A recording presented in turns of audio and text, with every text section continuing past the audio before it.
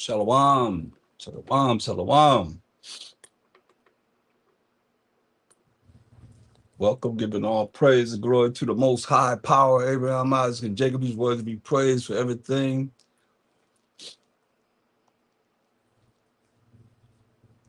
Going to some scriptures tonight. Hopefully it'll be edifying to the body. And all you out there that can make the truth mean something different, hey, humbly say, hey, bring it forth and make it mean something different. Or let us be edified with the word of the Most High. While my shaka was shy.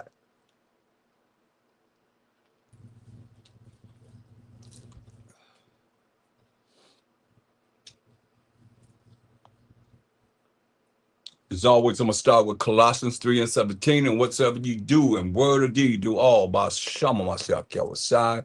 Give me thanks to the Most High and the Father by Shama Mashiach Yahushai. So all that we say and do is going to be in the name of the anointed Savior, Mashiach Yahushai. And we'll give thanks to the Most High power of Abraham, Isaac, and Jacob. Because these words be praised for everything. All glory and honor. Praise to his holy name while we thank him. So I'm going to go through some scriptures here and hopefully it'll be real edifying to the body. And we welcome everyone to the understanding of the scriptures. We're going to look at Revelation 18. Now, before that, we'll go to Revelation 13. Let's go to 13 first. Revelation 13.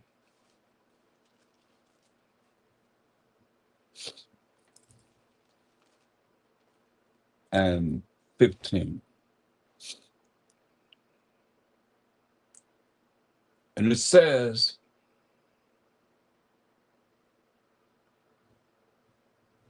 and he had power to give life unto the image of the beast, that the image of the beast should both speak and cause that as many as would not worship the image of the beast should be killed. And pretty much, this is the first image of the beast that was created right here. You see? So these are the things that you're looking at, which is Caesar Borgia initially. And in 1 Maccabees 3:48, it says, and laid open the book of the law, which is the Bible, wherein the heathen had sought to paint the likeness of their images. This is what happened. You see? And when you look at Wisdom of Solomon, Wisdom of Solomon 14, it's in the spirit, man. Wisdom of Solomon 14, and it tells you,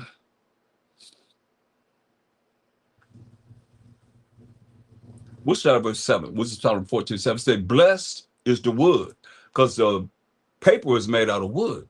So the wood is the paper whereby righteousness cometh.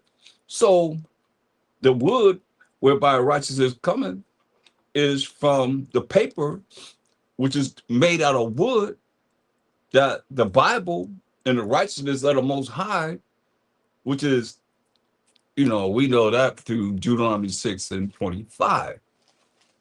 Where righteousness come, right? Deuteronomy 6:25. And it shall be our righteousness if we observe to do all these commandments before the Most High, our power. Our is a personal possessive pronoun showing ownership. as he hath commanded us. And do book of Deuteronomy, and Deuteronomy 1:1 says, these be the words that Moses spake to all Israel on this side of Jordan. So he's speaking to the Israelites, right? So looking at this, it says, Wisdom of Solomon 14, verse 7, for blessed is the wood or the paper that's made from wood, whereby righteousness cometh. So we know righteousness is the commandments of the Most High, and we get the righteousness through understanding the Bible. It says, but that which is made with hands is cursed, as well it, as he that made it. You see that? So that was made by hands is cursed, as well as he that made it. He, because he made it, and it, because being corruptible, it was called God. And you can't deny this. This is who most people think their God is. Right here. You see? He was called God. For that which is made shall be punished together with him that made it. That they're going to be punished for making this image. They're going to be punished for making this image. For the unrighteous and his unrighteousness are both alike, hated unto the Most High. So, if you don't keep the commandments of the Most High, you don't keep the laws of the Most High, it says you hate it by the Most High. For the unrighteous and his unrighteousness, which is not keeping the commandments of the laws of the Most High, are both alike, hateful unto the Most High. Make it mean something different. For that which is made shall be punished together with him that made it. Therefore, even upon the idols of the Gentiles, the idols, the main idol of the Gentiles, therefore, even upon the idols of the Gentiles shall there be a visitation, because in the creature of the Most High, they are become an abomination, and stumbling blocks to the souls of men. This is a big stumbling block right here to our people, I'll say, because they think this is really a Mashiach Yahushua. And a snare to the feet of the unwise. Say, for the devising of idols, like this big idol, was the beginning of spiritual fornication. You see? And the invention of them, the corruption of life. Until this day. You got to think about this was drawn in 1492, and here it is today, still existing as representing this false image of Hamashiach Yahushua. For neither were they from the beginning, neither shall they be forever. For by the vainglory of men, they entered into the world, and thereby shall they come surely to an end. It comes to an end. It says, for a father afflicted with untimely mourning, when he had made an image, See, that's the father right here. That's the father, Rodrigo Borgia, right here, sitting at the head of the table. The father, this is what it says, afflicted with untimely mourning, when he had made an image of his child, who was Caesar Borgia. He made an image of his child, which is Caesar Borgia. This last summer picture. Caesar Borgia right here, right? Soon taken away because he died before his father. Now honor him as a god, you see? Until this day. People say that Caesar Borgia is God. Say he's God. Straight up. That's what they say. Him as a baby, him as an adult.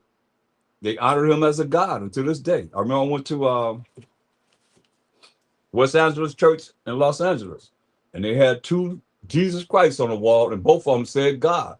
I asked him, which one are we going to be talking about today? Which that you're going to be talking about, because that's not my power.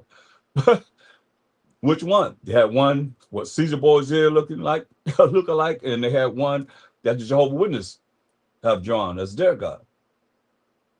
For a father afflicted with untimely mourning, when he had made an image of his child, soon taken away, now honored him as a God, which was then a dead man. See, Caesar Borgia died before his father, Pope Alexander the Sixth of Rome, Rodrigo Borgia.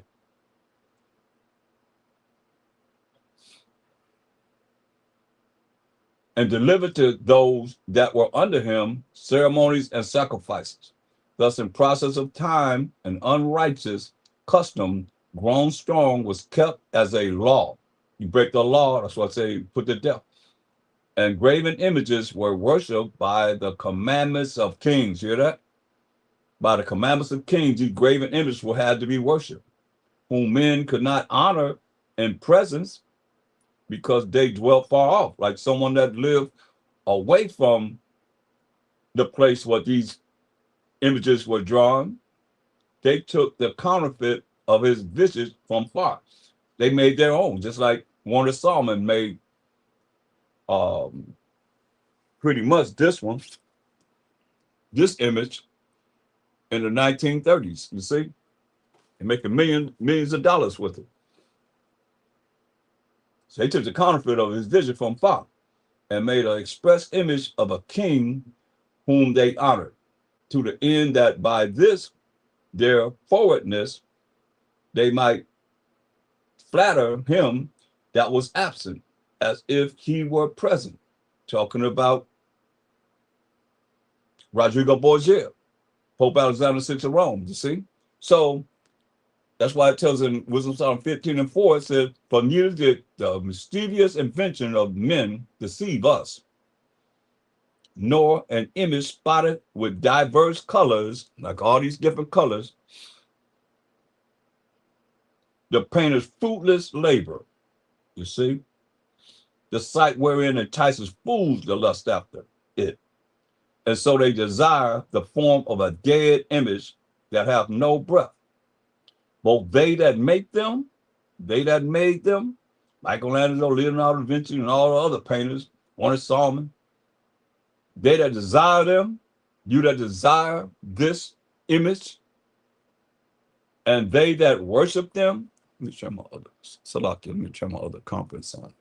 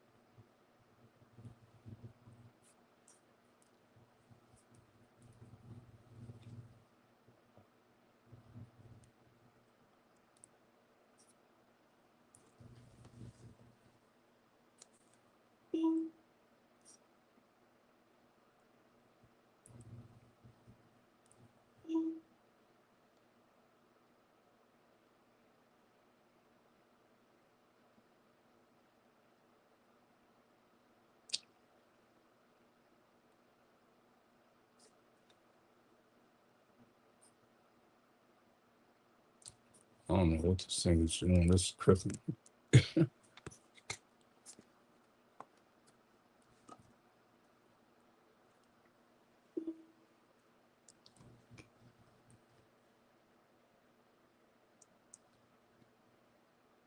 Okay, I think that's it. Salakia. Okay. Wisdom Solomon 15:5. It says, the sight whereof entices fools to lust after it. So you call you a fool, you lust after this. It's only 5 people in this picture. The Borgia family right here. And so they desire the form of a dead image that have no breath. Both they that make them, Leonardo da Vinci, Michelangelo, Warner Solomon, they that desire them, and everybody that made the counterfeit, from another land, and they that worship them are lovers of evil things, it says, and are worthy to have such things to trust upon. That's why most I say, leaving you, congregation of the dead to believe this, man. There's only 5 people in this picture. Look, this Caesar Borgia right here. That's him right there. That's him right there. That's him right there. That's his father, Rodrigo, right here, right there, right there, right there. His brother right here, brother right there, brother right there, brother right there. That's his mother right here. That's his sister Lucretia sitting right beside him. Come on, man. Y'all gotta wake up, man. There's only 5 people in that pictures. They're called the Borgias. Now let's look how he look. Revelation 1:1. See, the problem is, y'all say, yeah, I know he's not a so-called white man, but you won't put down that image that I just showed you. Where that's at? Show me where they really putting them down. The revelation of a Mashiach Yahushua, Revelation 1:1. The revealing of him, which the Most High gave unto him, right? So here it is in verse 14. This is how he looked. His head and his hairs were white like wool. So he had pure, when John the Revelator seen about 90 to 96 AD, as you get in this book of Revelation, he's seeing him, and his hair is white, but the texture of it is like wool. Not straight hair, but woolly hair. Fully gray. Verse 15. And his feet, and your feet the same color as your whole body, like unto fine brass is derivative of brown, as if they burn in a furnace. And his voice as the sound of many waters, had a strong voice. He didn't speak weak. Right? So now, make it mean something different. Make it mean something different. Daniel said had a visit of a Mashiach Yahushua in Daniel's 10:5-6. Just basics. I mean, these are the things that the world should know. I mean, I notice people from other countries, they know that a Mashiach, that picture is a lie. They understand that, but we here, that's why I show you what it says concerning here in America. Say Daniel's 10:5-6. Then I lifted up mine eyes and looked, and behold, a certain man clothed in linen, whose loins were girded with the fine gold of Uphaz, the best gold. He had a gold like this. All this was gold around his waist. Girdle was the best gold of Uphaz. His body also was like the beryl. So I looked up beryl in the Zondervan Bible Dictionary. It's a good tool to have, Zondervan Bible Dictionary. Now, I wish brother would really pay attention to this lesson, at least, or maybe you could share it with them, because, brothers have said beryl mean green. His body wasn't green. But I'm looking in beryl, and I have it underlined here, it say brown. I like that. From what we just read from Revelation, we got to make things make sense, y'all. You see that? It says brown. That's what we're gonna go by. That makes sense. He ain't look like no Hulk. He had no green garment on. No. He said his body also was like the beryl, like the brown color. And his face as appearance of lightning. That's why it tells us in Ecclesiastes 8:1. Ecclesiastes 8:1.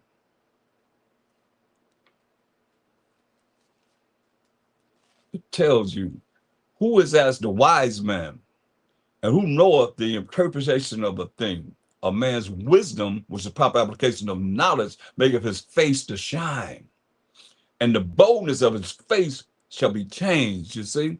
So the boldness of his face shall be changed. That's why a lot of people can't really handle us dealing with this truth, because he was bold, and we got to be bold.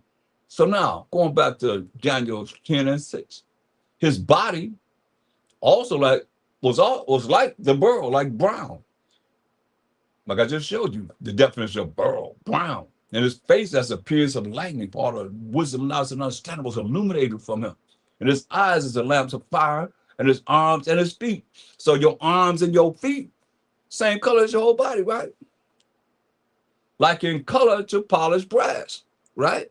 So color is in the Bible, but this color polished brass, it looked like it, from what we look at from getting the precept from Revelation, as if it burned in a furnace. And the voice of his words, like the voice of a multitude, had a loud voice.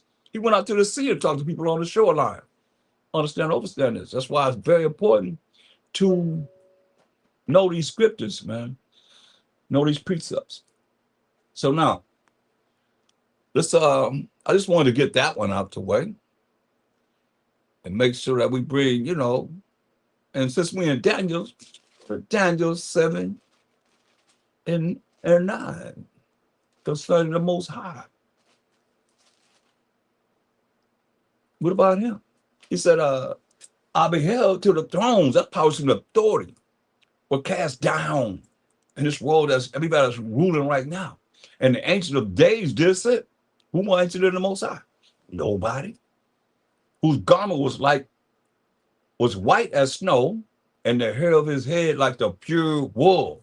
So Most High got nappy hair, pure woolly hair. That's what it's saying.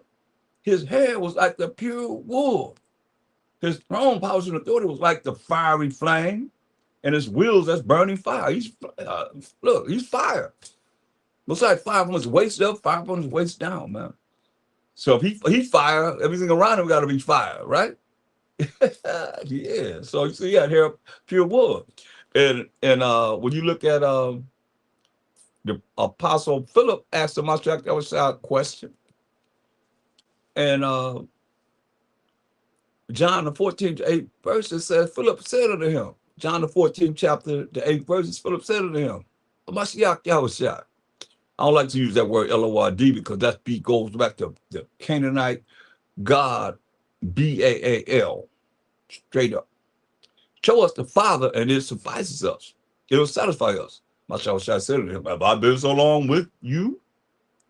And hast thou not known me, Philip? He that hath seen me, hath seen the Father. And how sayest thou then, show us the Father? Right? Now, for you, Christian, what you call apologetics, saying that the Most High is the Mashiach Yahushua is the Most High. This is what he said. Believest thou not that I am in the Father, and the Father in me? The words that I speak unto you, I speak not of myself. The words that I'm speaking are not my own words, but the Father that dwelleth in me. He doeth the works. See, believe me that I am in the Father and the Father in me, or else believe me for the very work's sake that the Most High is doing through him. That's what he's saying. Straight up. I mean, can't get no clearer than that. Can it? Maybe it can. Maybe you can find somewhere where, look what he said in John uh, 10 and 29. My Father, that's the one I was speaking. My Father, which gave them me, is greater than all. He's not talking about himself. He's talking about the Most High. And no man is able to pluck them out of my Father's hand. Believe this. I love it. Tobit 13 and 1. 13 to 2. For he does scourge and have mercy. He leadeth down to hell, damnation, and bringeth up again. Neither is there any that can avoid his hand. You better believe that. That's why, my favorite scripture, one of them, Hebrews 10:31. It is a fearful thing to fall into the hand of the living power, the Most High power, man. You better understand. Fearful thing to fall into the Most High's hand. So, there it is. Let me get one more, because, man, since we're dealing with make this truth mean something different.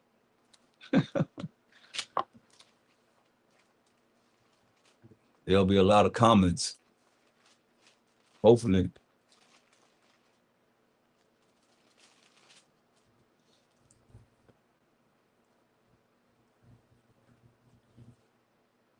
Hopefully.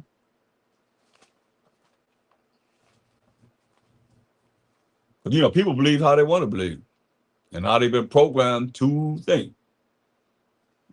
There's got to be, in a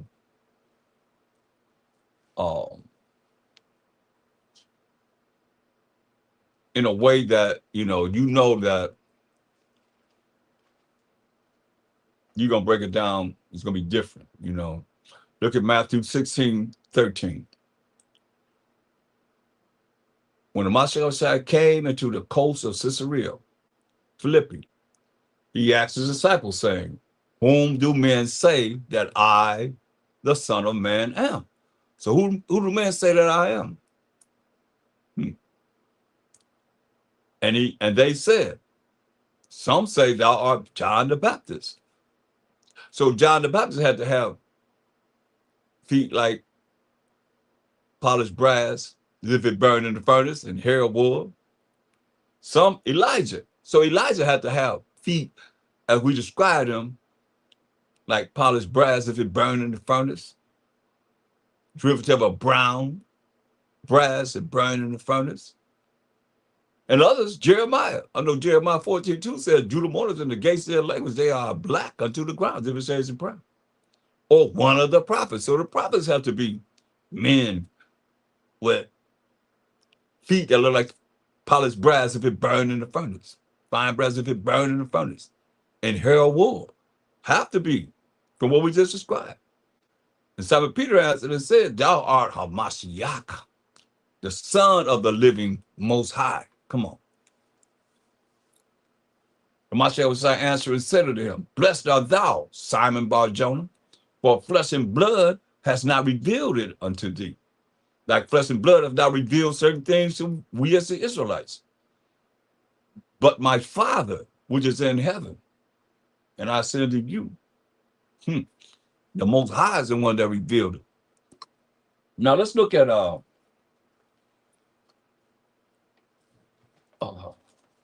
see what Revelations.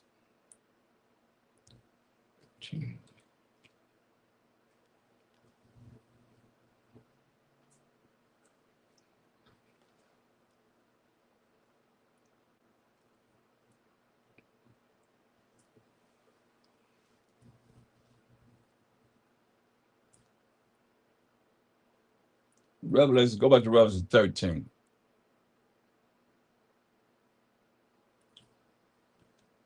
And 15. And he had power.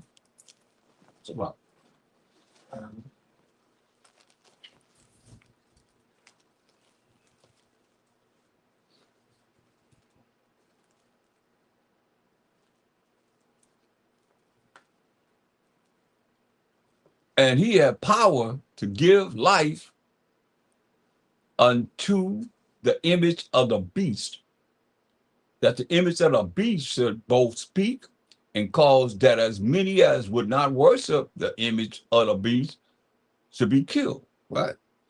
And you could go into, we really can go into let me turn this off.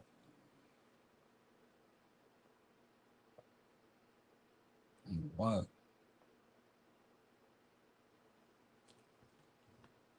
People that know them in class texted me and said, look at this. Okay, the image of the beast. Okay. Some of y'all might say it's not Esau. Let's look at this. First Maccabees 1. Right?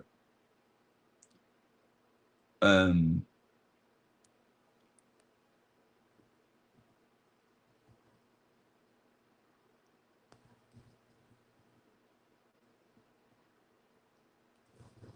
we could look at the whole chapter is dealing with pretty much, Alexander coming to power, giving his kingdom over to his 4 generals. And the wicked one that came out of the Seleucid dynasty was King Antiochus Epiphanes. So look here what he did. You ain't worship image of the beast. The image is a characteristic, the way they would have you be like they want you to be. You understand this? No matter who it is. And like I say, we're dealing with the truth.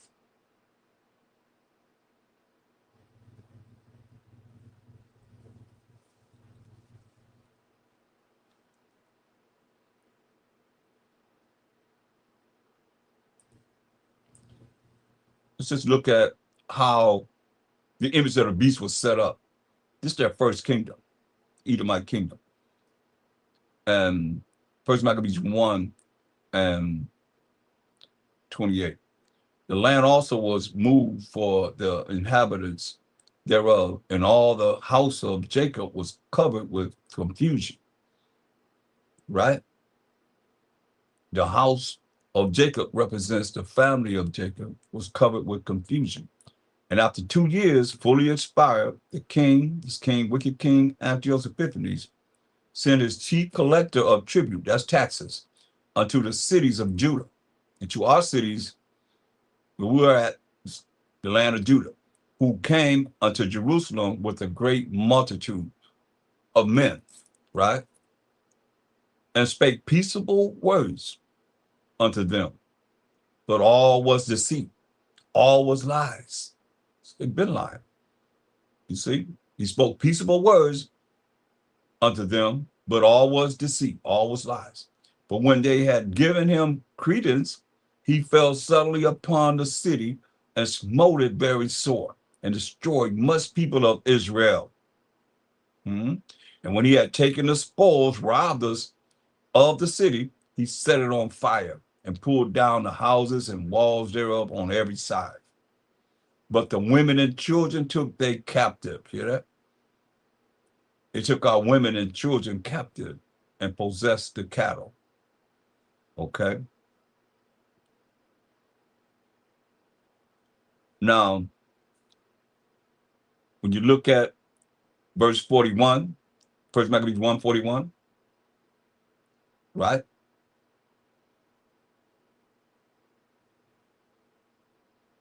Many had to worship the image of the beast. Here it is. Moreover, King Antiochus wrote to his whole kingdom that all should be one people. Sound like New World Order to me. And everyone should leave his laws. We the Israelites, because the Most High only gave the laws to us.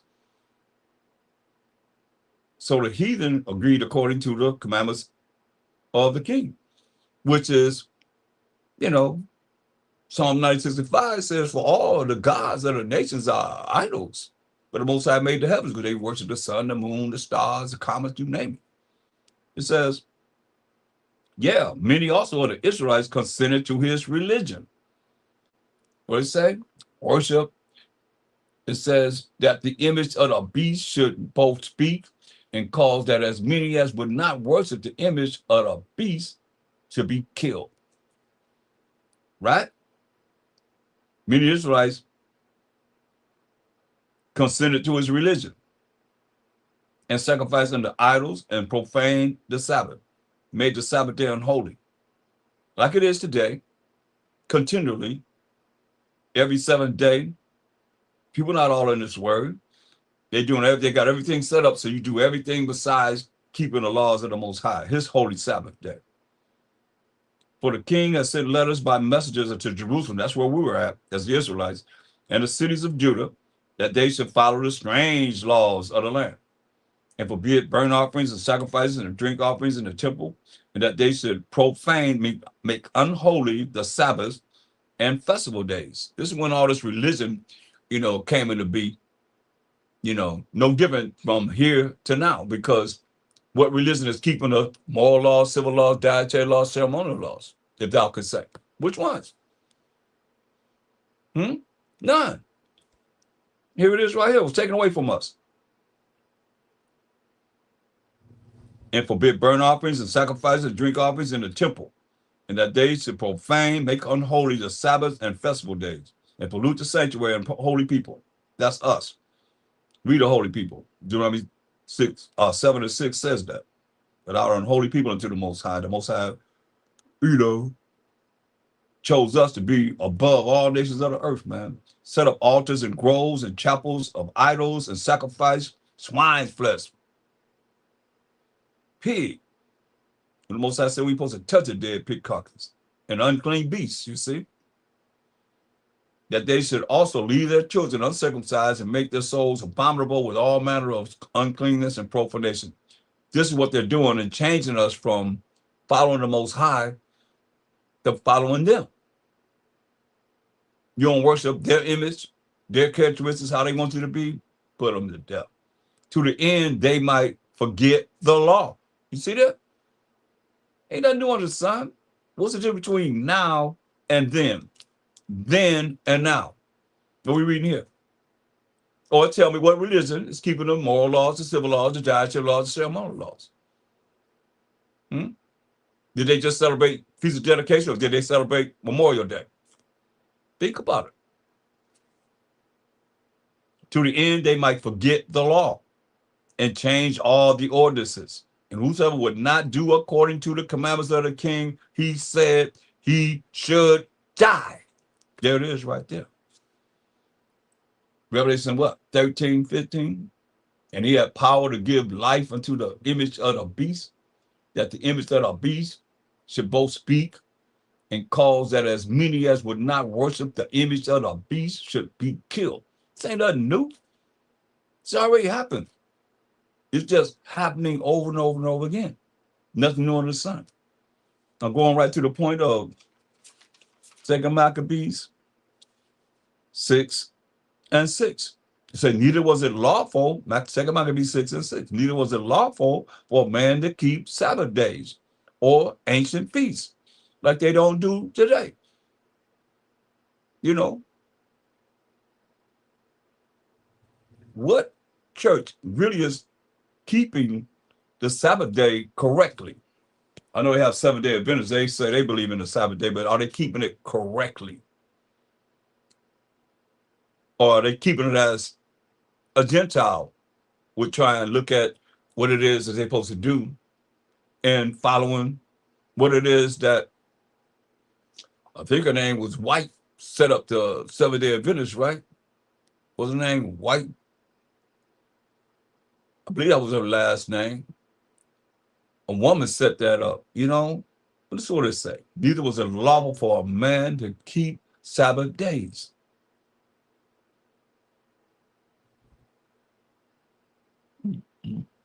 Or ancient feasts. You know, we can ask people to name two of the ancient feasts or the ceremonies that most of us say we're supposed to follow. That's his ceremonial laws. They can't name them. Ask them to name the holidays here in America. I bet they know them. Ellen G. White for water. Water for that bell. It says, neither was it lawful for a man to keep Sabbath days or ancient feasts, or to profess himself at all to be a Jew. See? It was against the law for us to call ourselves a Jew, an Israelite. That's why when you get to the New Testament, this is the Old Testament that the prophet took out. So by the time you get to the New Testament, understand this. That's why you see to the Jew and to the Greek, the Jew and to the Gentile. Because we were Greek-speaking Jews. You see, we took on the image and the characteristics of the beast right here. Without shadow of doubt. You can't deny this. Or, like I said, make this truth mean something different. It's right here. It says, verse 9 says, and whoso would not conform themselves to the manners of the Gentiles, isn't that the characteristics of the beast? If you ain't doing what he say do, should be put to death. Then might our man have seen the present misery. That's real, bro. And it tells you in Revelation 13 and 16, it says, and he calls us all, both small and great, rich and poor, free and bond, to receive a mark in their right hand or in their foreheads, straight up. This is what you're looking at, you know? They, I mean, look how he make you raise your right hand and pledge, you know, an oath to him, away from whatever they determine. You better tell the whole truth, nothing but the truth, so help you, dear God. Because they ain't dealing with the power of Abraham, Isaac, Jacob. That ain't who they talking about. Straight up. You know, they get their power from the Most High. In other words, you know, he's giving it to Satan, and whoever Satan said, you bow down and worship me, all should be dying. He told him, I shall shatter that. straight up.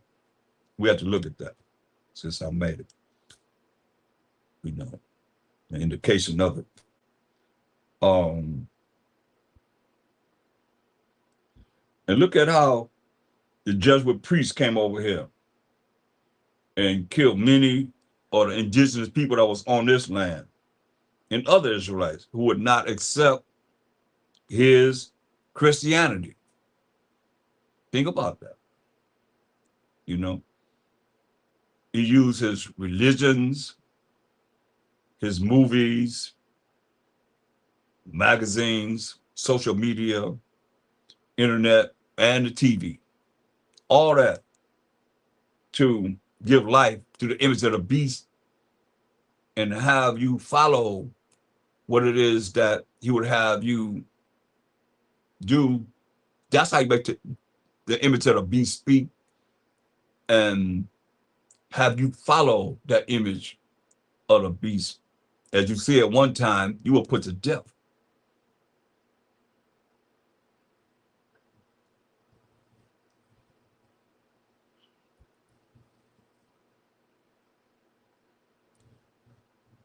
Now, verse 16, it says, and he causes all, both small and great, rich and poor, free and bond, to receive a mark in their right hand or in their forehead. That mark in the right hand, you know, you working to uphold Esau's kingdom, armed forces, politicians, um, police departments, you know, Congress, all the way to just following everything that you set up. That's contrary to knowing the laws of the Most High. And you still got to do it. You know, women got to wear pants on jobs, you know, men, you got to go to school, you got to accept everything that's against the Most High's laws, men with men, women with women, you know, it's a natural thing. It's okay to be gay, you know, it's okay for a man come to school and teach a class and he's dressed like a woman or work in the workplace and so forth. These things are contrary to how the Most High made us to be. You know, even in ancient days, you'll see most men had beards. Now you don't have no beard on your face.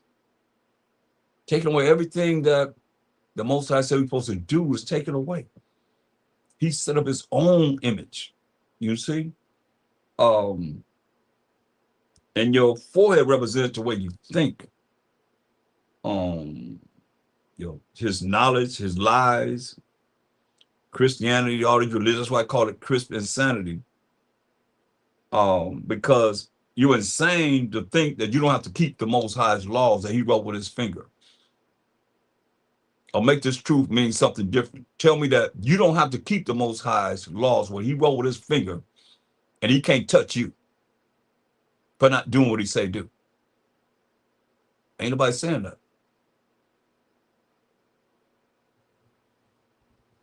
But that's real. If you say you're not under his laws, you're not have to under his commandments, you saying you don't have to do what he say do. That's real talk. And that's what you're looking at when you find our people, you know, caught up in this world to the point where they don't know if they're going or coming. That's what I say, confused, in darkness, gross ignorance at that, because the fact of they don't know what it is that's working against them. And the whole thing that's working against us as a children of Israel is the fact that we are not supposed to come back to the Most High. When you say you ain't got to keep his laws, you're saying, I ain't got to do what you say, do. I don't have to say what you're telling me to do, Most High. You tell him that in his face.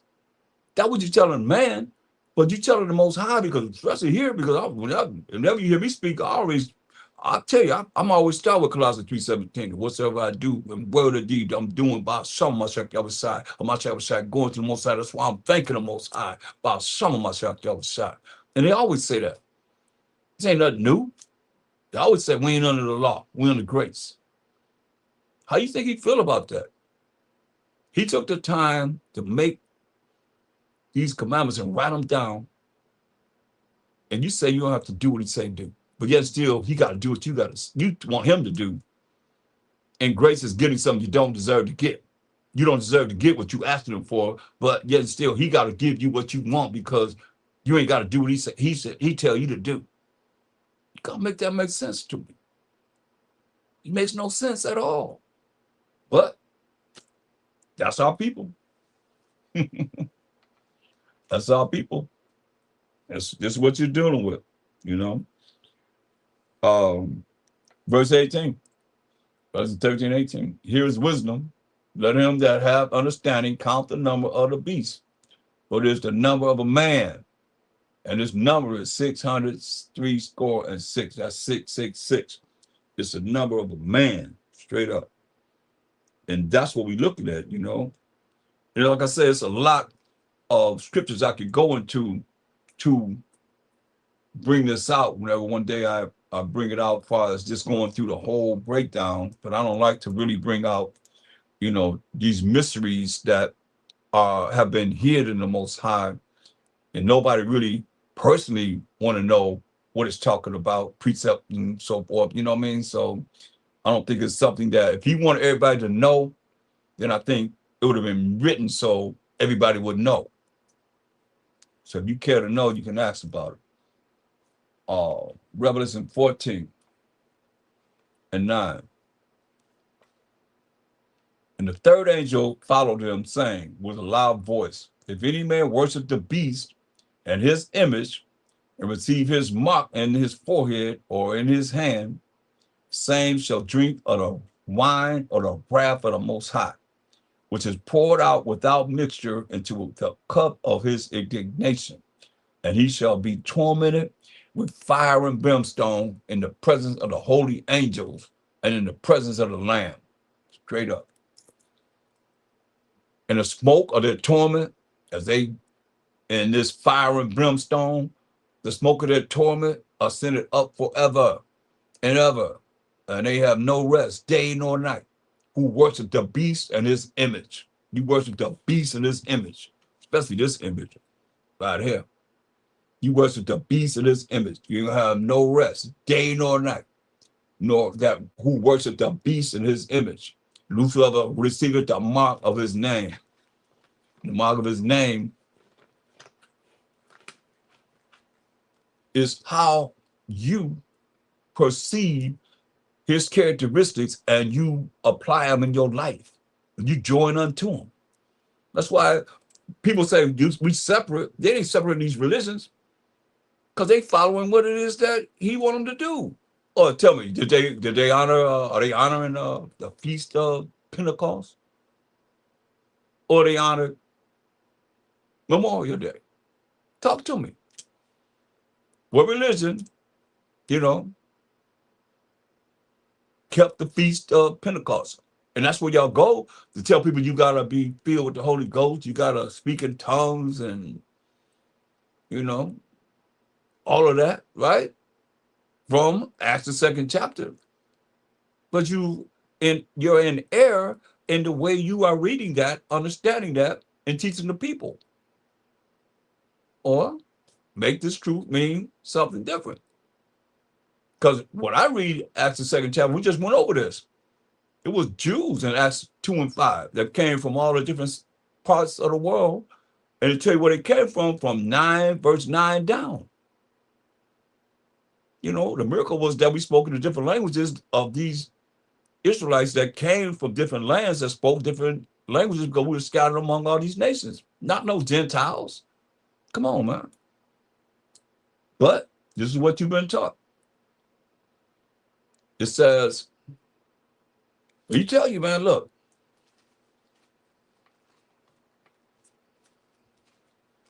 somebody else gonna be caught up in lake of fire. It said in Revelation 21 and 8, but the fearful and unbelieving, you that don't have faith, you that's wavering with your faith, and the abominable, you that don't keep the commandments of the Most High, and murderers, You that hate your brother, you that actually murder people unjustly, and whoremongers, those jumping from bed to bed. Man, they say they got a STD out now, man. That's like, you got all kind of strands of STDs and so forth now. These whoremongers causing all this, man. And sorcerers, witches, psychics, palm readers, all of that. And idolaters, those that don't believe in the most high power of Abraham, Isaac, and Jacob. And all liars shall have their part in the lake which burneth with fire and brimstone. The same fire and brimstone we just talked about, which is the second death, man. Understand this. It's real. Revelation 20 and 10. And the devil that deceived them, see, a lot of people been lied to, was cast into the lake of fire and brimstone. We're talking about that fire and brimstone right here. What a beast and the false prophet. That beast that you follow in this image, the characteristics are right here. Where? In the lake of fire and brimstone. With a beast and the false prophet, all these religious leaders that have lied to the sheep of the Most High, led them astray by telling them they're not under the Most High's laws that he wrote with his finger. Those false prophets are and shall be tormented day and night forever and ever, like he said. Amen. Revelation 13:11. And the smoke of their torment ascended up forever and ever, and they have no rest day nor night, who worship the beast and his image. That's going to be thrown in that lake of fire we just read about. And whosoever receiveth the mark of his name. Here's the patience of the saints who are the Israelites. When you read Psalms 148:14. Here are they that keep the commandments of the Most High and the faith of a Mashiach. Yahweh Shai, man. Understand this.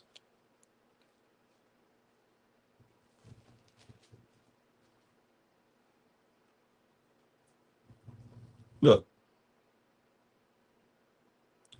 Revelation 13:2.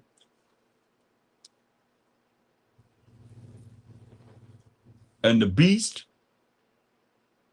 which I saw, was like unto a leopard, and his feet were as the feet of a bear, and his mouth as the mouth of a lion.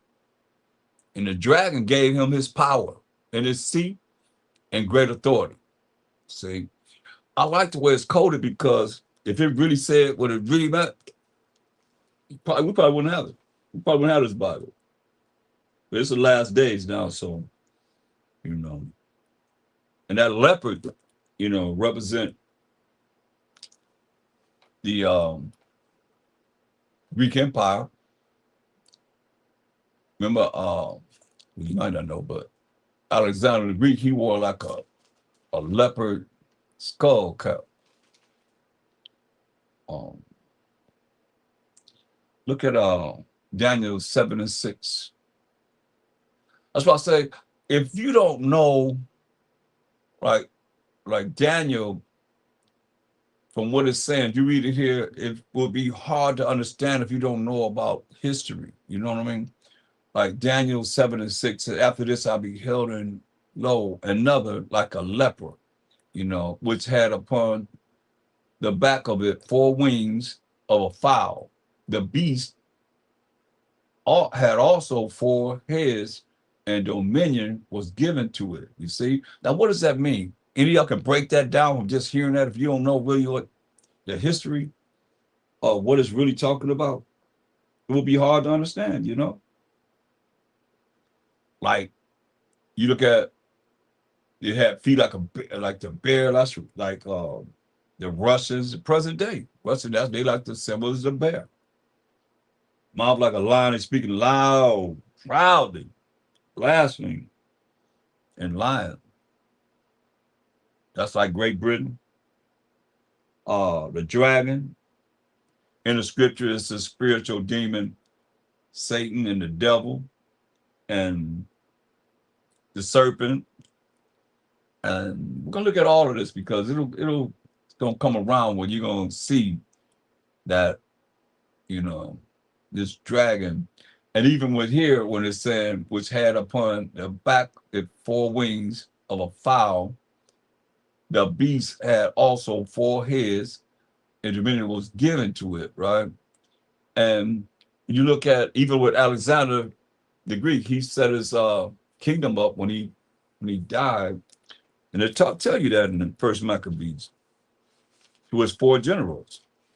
But see, if they took this out of the Bible, so you would never see this if you were in Christian sanity. You don't know nothing about that. You would just be saying, "Oh, that's not canon. That's not legit," because the so-called white man or Protestants, I might say, took it out of the Bible. It goes in between Malachi and Matthew, because you can't go from the Persian Media Empire. That's why I say you don't know history. You can't go from the Persian Media Empire to the Roman Empire when the Greeks took down the Persian and Medes. So how you go from the Persian Mede Empire to the Roman Empire? You can't. But see, they took it out. Here it is right here. Well, look, it tells you after Alexander the Greek, it tells you in First Maccabees, the book of First Maccabees of Maccabees says 1:1, it says,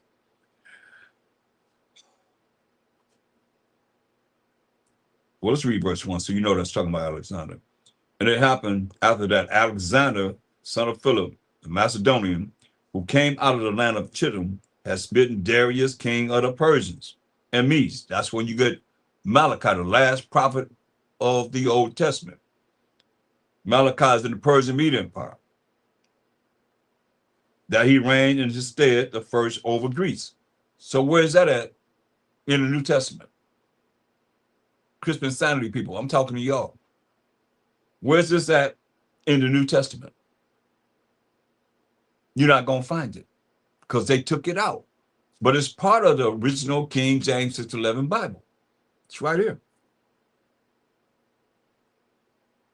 The first over Greece, first over the Greek Empire.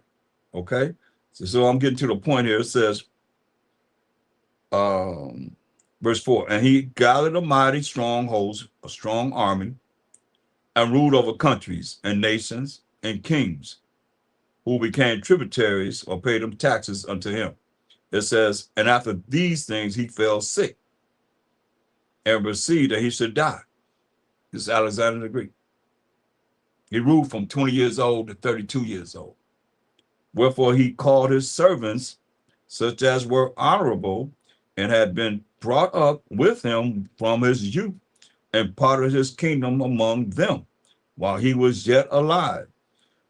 That was, he called his servants together to rule his kingdom. Like I said, it was four generals that he set up. And this is what it said. He set his servants up to rule after knowing that he was going to be out of there.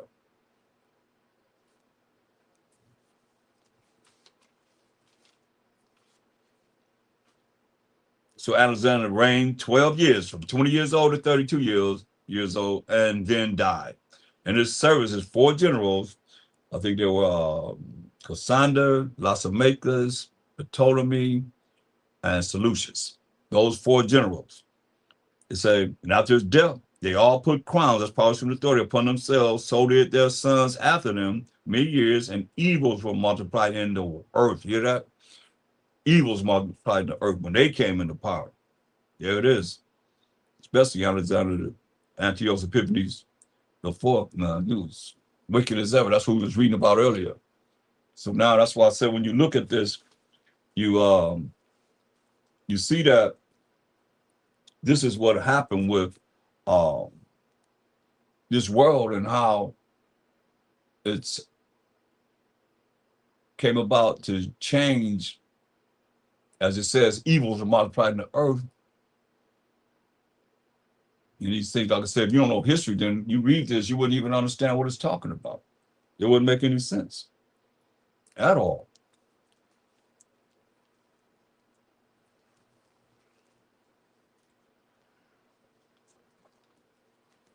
So from there, we're gonna look at go back to Revelation 13 and 2.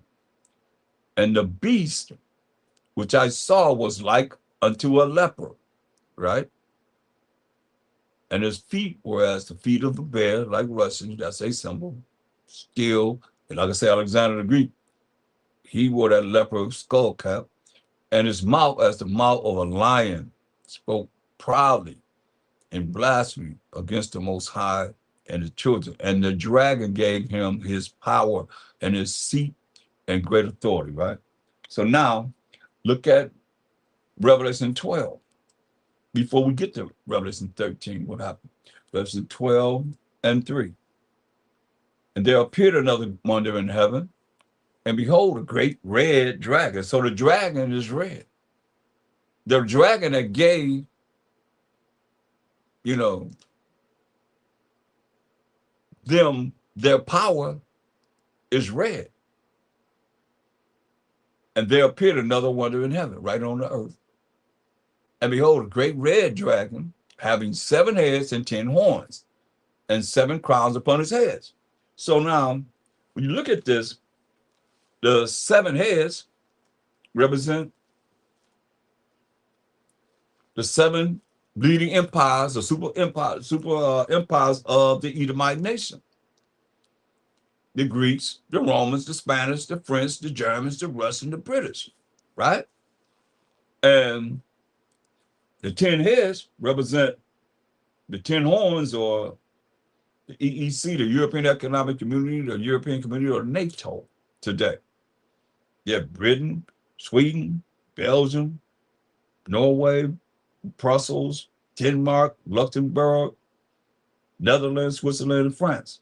They all support, who's ever the head at the time that they're the head. Those 7 leading empires that came into power consecutively as such.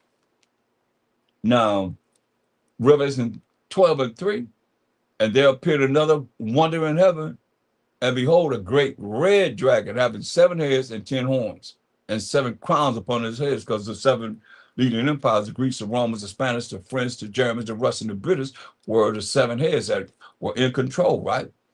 Consecutive orders. They came, America came out of Britain. So now when you look at verse 9, it says, and the great dragon, which is red, was cast out, that old serpent. So the serpent is red, called the devil. So the devil is red, and Satan is red, which deceiveth the whole world. You see, lied to the whole world. He was cast out into the earth, and his angels were cast out with him. That's why you be talking some fallen angels. No.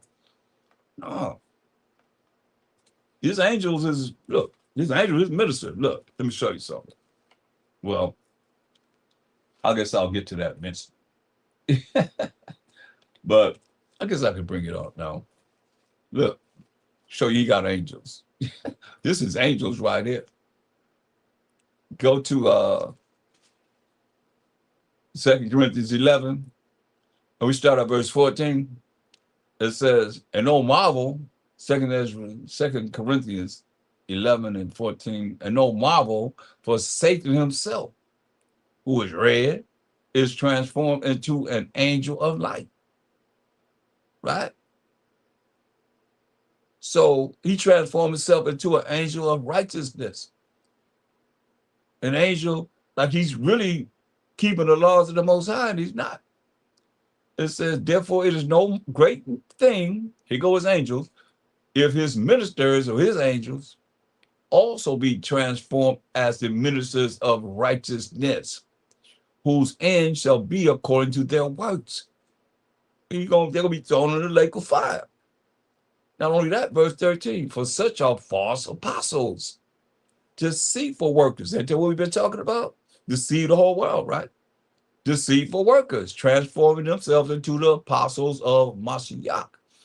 But they ain't doing what he did. Did he sin? He broke the laws. Did he say we ain't under the law, but we under grace? No. He kept the laws of the Most High. He was an example. He came on this earth to show us that it could be done. You see? And then not only that, look. Oh, that's right. We can go to Hebrews, because a lot of y'all, y'all be tripping on angels. Y'all don't even know what angels are, man. Y'all don't have no clue on that, man. Go to Hebrews 13. Show you something. I know I've experienced this. It says in verse 2, it says, be not forgetful to entertain strangers. Strangers. Somebody you don't know. For here, thereby, some have entertained angels unawares. You see that? Angels unaware. It's like men, women, whatever. Angels unaware. Don't forget to entertain strangers, for some have entertained angels unaware. Not even know who they are.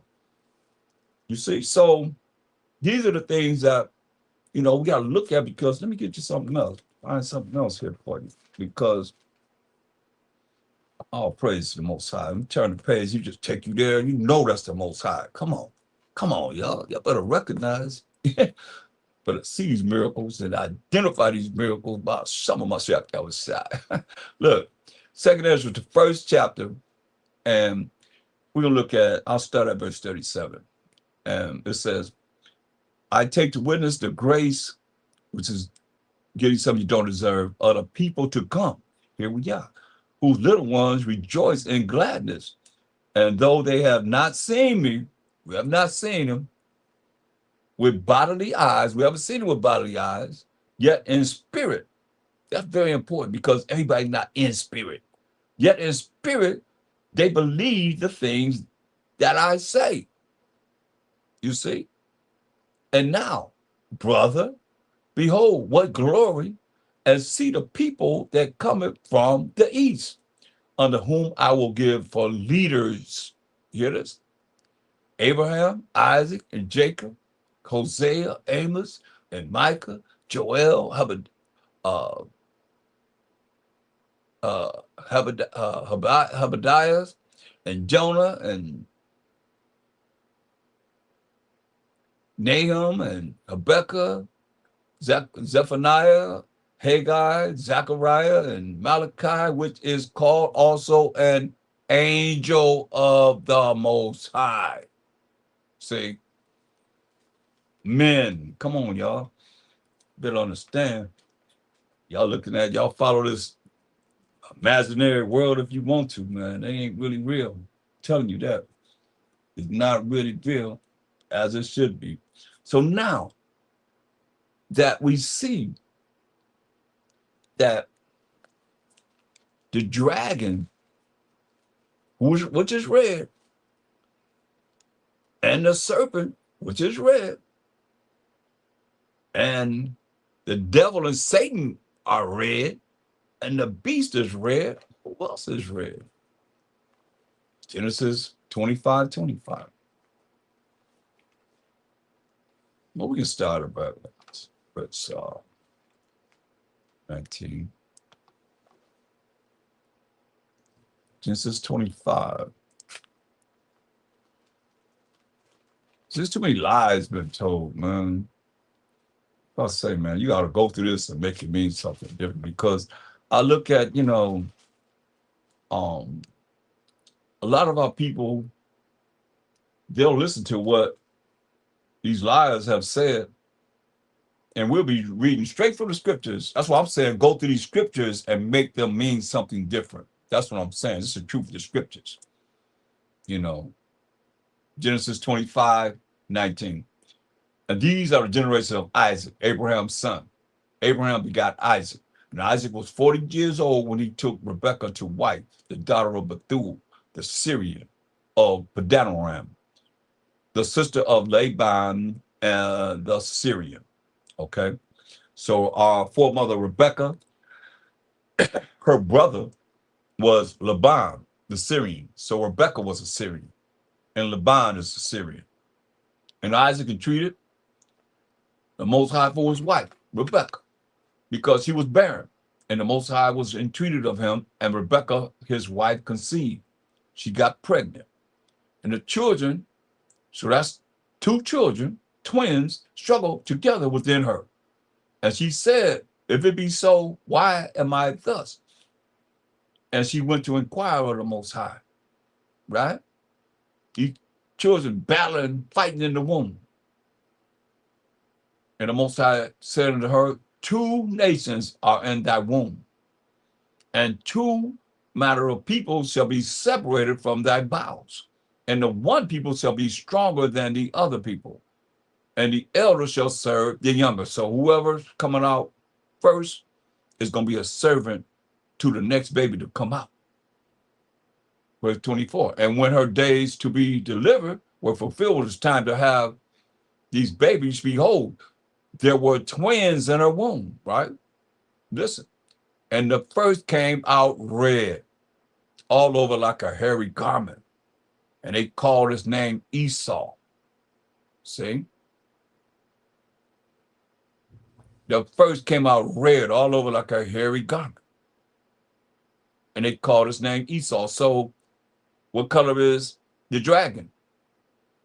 It had to be coded in a certain way that, we'd have the Bible during the time that we needed to be able to come back to this truth of the Most High, while Mashiach was shot and who we are. What color is the dragon? What color is the serpent? What color the beast? They all red. Devil, Satan, all of them was red. The first came out red, all over like a hairy garment. They called his name Esau. And after that came his brother out, and his hand took hold on Esau's heel. And his name was called Jacob. And Isaac was 80 years old when she bare them. You notice it didn't say anything about Jacob's complexion because he was normal. He had pigment and melanin. This is just the truth, But Esau came out red all over like a hairy garment, very hairy. But his skin complexion was red. They call him Edom, which means red. Now, let's look at Matthew, the 4th chapter. Because remember it said the dragon gave them their power in Revelation, right? But that dragon is who? The devil and Satan also. And the serpent, same spirit, way back in the garden. So let's look. Mark the 4th chapter. Then was the Mashiach led up of the spirit into the wilderness to be tempted of the devil. That's why I tell you in Ecclesiastes 2:1, when you come to serve the Most High, prepare your soul for temptation. Prepare your spirit for temptation for the devil. See, Mashiach was 30 years old, getting ready to start his mission, tempted of the devil. That's the tempter of the devil, because Most High don't tempt nobody. And when he had fasted 40 days and 40 nights, he was afterward hungry. He fasted 40 days, 40 nights, he was hungry. And when the tempter, who was the devil, came to him, he said, if thou be the Son of the Most High, did he say, if you be the Most High? Even the devil know that Mashiach was the Son of the Most High. But y'all gonna say he the Most High. If thou be the Son of the Most High, command that these stones be made bread. But he answered and said, it is written, man shall not live by bread alone, but by every word that proceedeth out of the mouth of the Most High. So that's very important, because if you don't know anything else, you better know that he's quoting from somewhere. And he's quoting from somewhere to rebuke the devil. He said it is written. Where's it written at? Are you religious leaders? Prove that you don't work for Satan, that you ain't dealing with the other side, the left-hand side, and you're working with the Most High and the Mashiach, because you're going to do just what he does. And you're going to teach people what he does. You say you say you made up the word Christian to mean Christ-like, so you have to be able to define where it's written. Is it written in Paul's writing? Is he talking about what Paul said? Y'all believe in Paul more than you do the Most High and the Mashiach, period. Is he it is written? Where's it written at? Paul don't exist. His name's Saul right now when he's speaking. He don't even exist. As far as dealing with a Mashiach and having to suffer for a boss, some of Mashiach. His name is Saul right now when he's saying this. He was against anybody that called on the name of the anointed Savior, Mashiach. At this time, we reading this, that's what position he was in. Talking about Saul, whose name was changed to Paul. So he said, hey, It is written. Where's it written at, preachers? Man shall not live by bread alone, but by every word that proceedeth out of the mouth of the Most High. You know, and you still all right with me. I'm just that, I have a problem with all these years, looking at our people being led wrong, and you still gonna hold on to whatever it is you've been programmed to give them. That's off. Go to Deuteronomy. Go to the law. He went to the law. That's where he went. Deuteronomy 8:3. All praise to the Most High. Oh, shama myself, help yourself. Most like I be turning these pages. When you turn the page, when you right there, that's some man. Come on, y'all better recognize. Y'all better recognize the Most High. You better recognize the little things that He do. That's miraculous. He's gonna do more and more and more for you. But if not, you're gonna be caught up. Deuteronomy 8:3. And He humbled thee. That's the Most High. And suffered thee to hunger, and fed thee with manna, which thou knewest not, neither did thy fathers know, that He might make thee know that man does not live by bread only, but by every word that proceedeth out of the mouth of the Most High does man live. That's what he quoted. Preachers, ministers, pastors, whatever you call yourself, that's what he posted. In Satan's face. It was in his face. Told him, hey, man does not live by bread only, but by every word that proceeded out of the mouth of the Most High does man live. Do you do that? Do y'all do that? No. No. You don't do that. Going back to Matthew 4:5. Then the devil taking them up into the holy city, and set it up on a pinnacle of the temple. Satan way high up on the temple. This is all the spirit, y'all. Right? And said unto him, if thou be the son of the Most High again. How come you ain't saying you be the Most High? How come you not saying that? Because he knew that Amashak is the son of the Most High, not the Most High. Come on, man. That's why I say our people are in gross darkness. It's right there. Even the devil, Satan, know. He said unto him, if thou be the son of the Most High, cast thyself down. For it is written, he shall give his angels charge concerning thee, and in their hands they shall bear thee up, lest at any time thou dash thy foot against a stone. See? So here comes Satan, trying to do what? Bring forth the word. Yep. So where's he going? Where did he go? What did he quote? What did Satan quote from?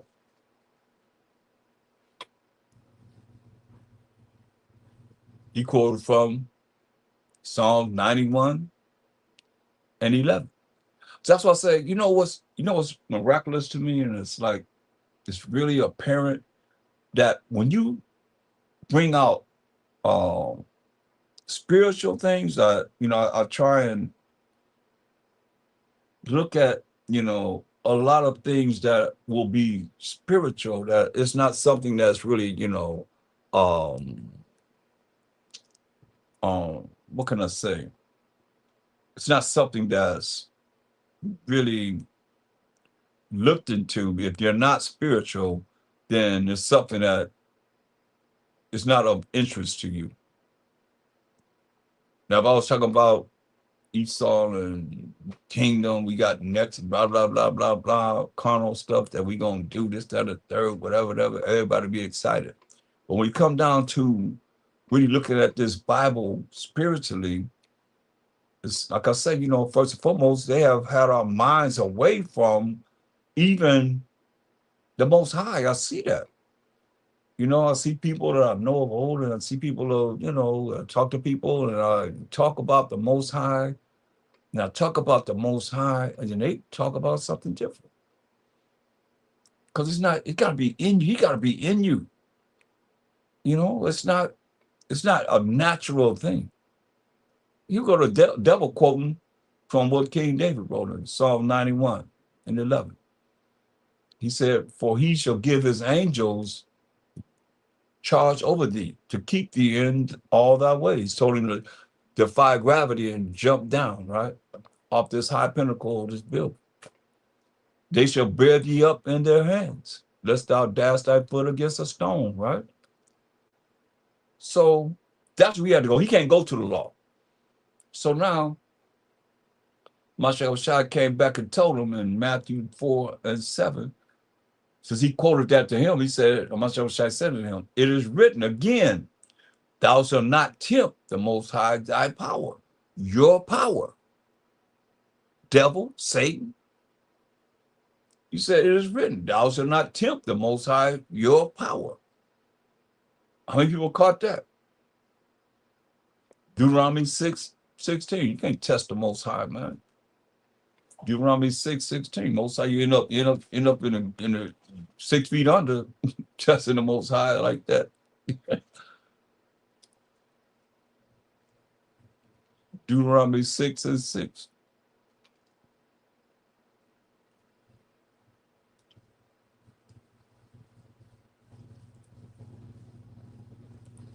6, Deuteronomy 6:16. Select.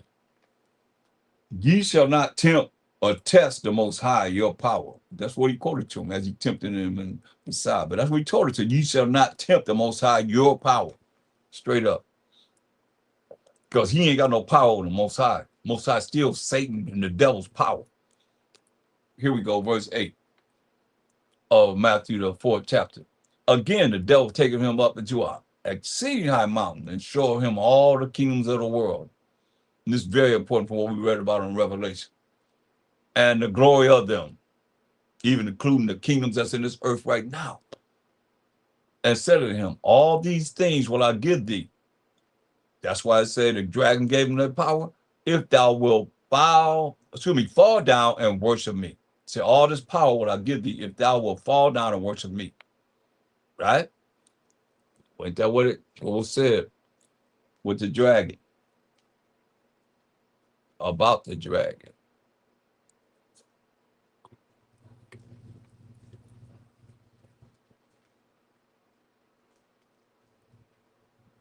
Oh.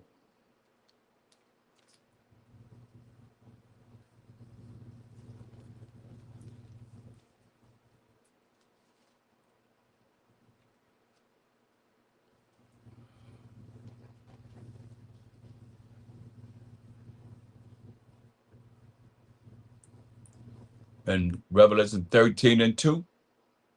And the beast which I saw was like unto a leopard, and his feet were as the feet of a bear, and his mouth as the mouth of a lion. And the dragon gave him his power and his seat and great authority. You see? And I saw of his heads as it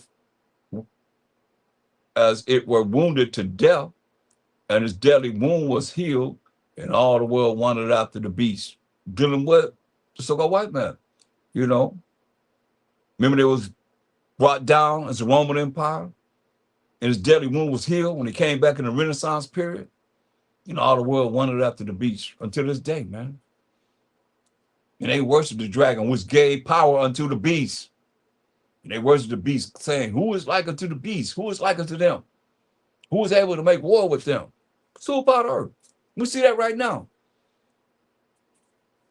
Just taking kingdoms down. Just taking kingdoms down, down, down. But what did Satan say? What did the devil say? Matthew 4:8. Again, the devil taking him up into an exceeding high mountain and show him all the kingdoms of the world and the glory of them. Show him all the kingdoms of the world, even the kingdoms that we in right now, scattered in right now as the Israelites. And said to him, all these things will I give thee if thou wilt fall down and worship me. And you tell me they got these kingdoms, they ain't fell down and worship the devil? Talk to me. Because they say the dragon was the devil. Can you see it again? They are the same. I mean, Revelation 12:9 tell you. 12:9.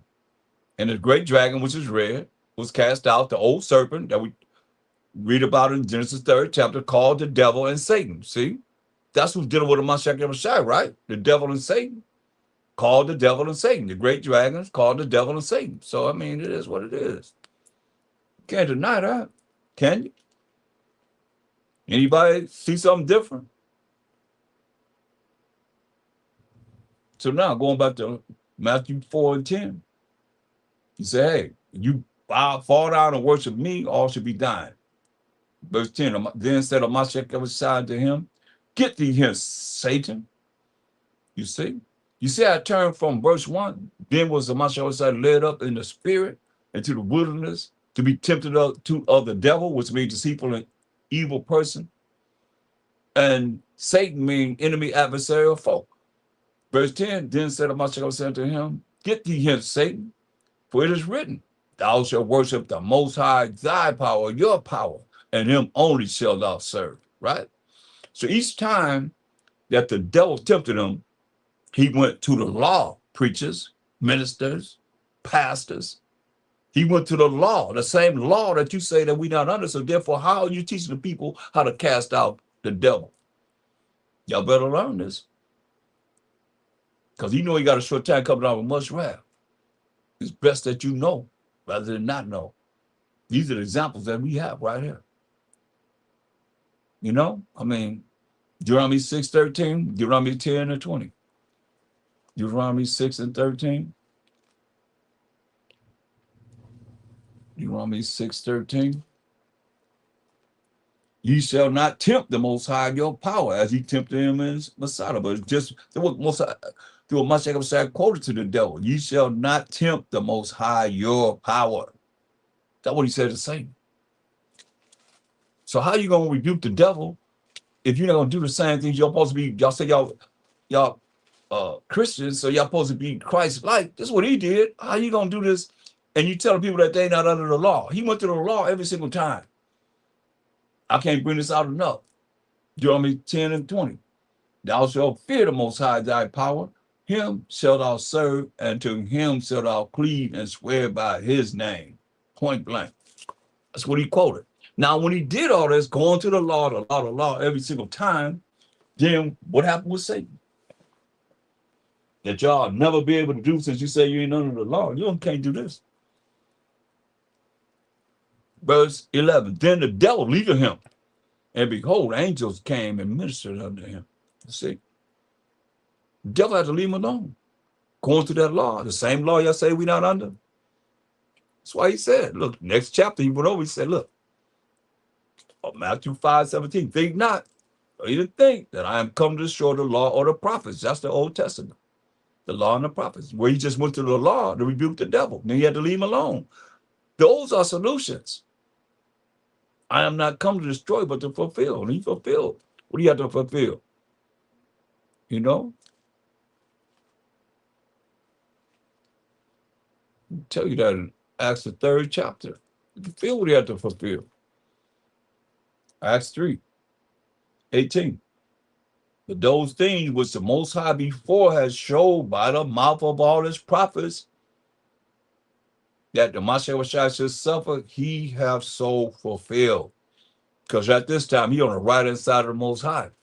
And when you understand the mouth of the prophets, what they would have, and what they did have, I might say, that is written in 1 Peter 1 and 10, of which salvation. Salvation is power, rulership, and authority, y'all. Salvation is power, rulership, and authority. The prophets have inquired and searched diligently, who prophesied of the grace that should come unto you. The grace, getting something we don't deserve, should come to us. Searching what, or what manner of time, the spirit of a Mashiach. You hear that? The spirit of a Mashiach. You hear that? This the prophets had what? The spirit of a Mashiach. Break that down. How the prophets had a spirit of a Mashiach, which was in them. You see that? If he just came on the earth, came into existence when he came on the earth in Matthew, starting out the New Testament. Come on. Searching what? Just the prophets, or what manner of time the spirit of a Mashiach, which was in them, did signify when it's testified beforehand the sufferings of a Mashiach, you see, and the glory that should follow. That's why you look at um he died, I'll tell you in Acts 5:29 through 31.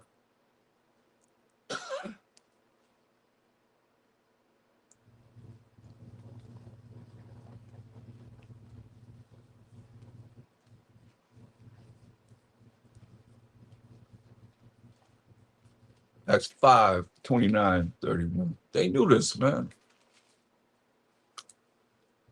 Then Peter and the other apostles, Peter the head apostle, and the other apostles answered and said, we ought to obey the Most High rather than men. And who y'all gonna obey? The Most High or men? A lot of y'all go by the precepts of men. Y'all follow what men say. Y'all question us down, but you ain't going to question them post-up preachers are the ones that ain't teaching the truth. You just sit there and quote whatever they say. We ought to obey the Most High rather than men. The Most High of our fathers, the power of Abraham, Isaac, and Jacob. He said that's his name forever, memorial to all generations. And Jacob was the forefather of the 12 tribes of Israel. Judah, Benjamin, Levi, Simeon, Zebediah, Ephraim, Manasseh, Gad, Reuben, Naphtali, Asher, and Issachar. Those 12 tribes. Then Peter and the other apostles answered and said, we ought to obey the Most High rather than men. The Most High of our fathers, power of Abraham, Isaac, and Jacob, raised up a Mashiach Yahushua, whom you slew and hanged on a tree. Wicked Israel gave him over to the Romans, and the Romans put him to death. The so-called white man killed a Mashiach Yahushua. They hanged him on a tree, as it is written. Him out of Most High exalted with his right hand to be a prince and a savior for to give repentance to Israel. To give repentance to Israel. And repentance is all about changing, y'all. It's all about changing into the truth and operating in the truth every single day. Repentance, no sense in asking for forgiveness, and you still gonna do the same thing. And say, you gotta repent, you gotta change. That's what my say, you gotta be born again. A new man, woman, a new creature. You know, old things are passed away, now all things are become new. That's how you become separate. It says, him at the Most High exalted, verse 31, Acts 5:31. Him at the Most High exalted with his right hand to be a prince and a savior for to give repentance to Israel and forgiveness of sins. You see that? So it says, the prophets, go back to what the prophets had said. In 1 Peter 1:10. I love that. So it said in verse 11, searching what or what matter of time the spirit of a Mashiach which was in them did signify when it testified beforehand the sufferings of a Mashiach and the glory that should follow, you see. So he died for the sins of the 12 tribes. That's why he said in Matthew 15:24, but he answered and said, I am not sent, but unto the lost sheep of the house of Israel. Now, when you look at, he said the glory that should follow, right? So when you look at John 17th chapter and verse 1, it said, these words spake of Mashiach Yahushua and lifted up his eyes to heaven. He looks on the earth, lifted up his eyes into the sky and said, Father, you know, it's amazing to me how people can say that he is the Father. Why is he on the earth praying to himself? The explanation that I get is crazy, y'all. That's why I call it Christian insanity. Father, he's praying. He left part of himself up there in the sky that is the Father, that called himself the Father, but he can't put part of him out to be the Son on the earth. Man, it's crazy. He's praying to the Most High. Father, the hour is come. Glorify thy Son, your Son. You hear that? He said, glorify your Son. You know, that's what the prophets, they had the spirit of Mashiach, knowing he had to come and suffer for the sins of the 12 tribes of Israel and the glory that should follow, it just said. He's saying, glorify thy Son, that thy Son also may glorify thee, right? Look what he asked him in verse 5. He said, verse 4, he said, I have glorified thee on the earth. I have finished the work which thou gavest me to do. So I finished the work, right? So now it's time for him to be executed, to be crucified. And he asked this question before he was crucified. He said, verse 5, and now, oh Father, he's not talking to himself. Make that make sense. That's why I call it Christian insanity, y'all. And now, oh Father, glorify thou me, that me is the Son of the Most High, Mashiach Yahushua, with thine own self, with the glory which I had with thee, with you, before the world was. Think about it. He wanted that glory that he had with the Most High before the world was. That's why you got to look at this spiritually, man.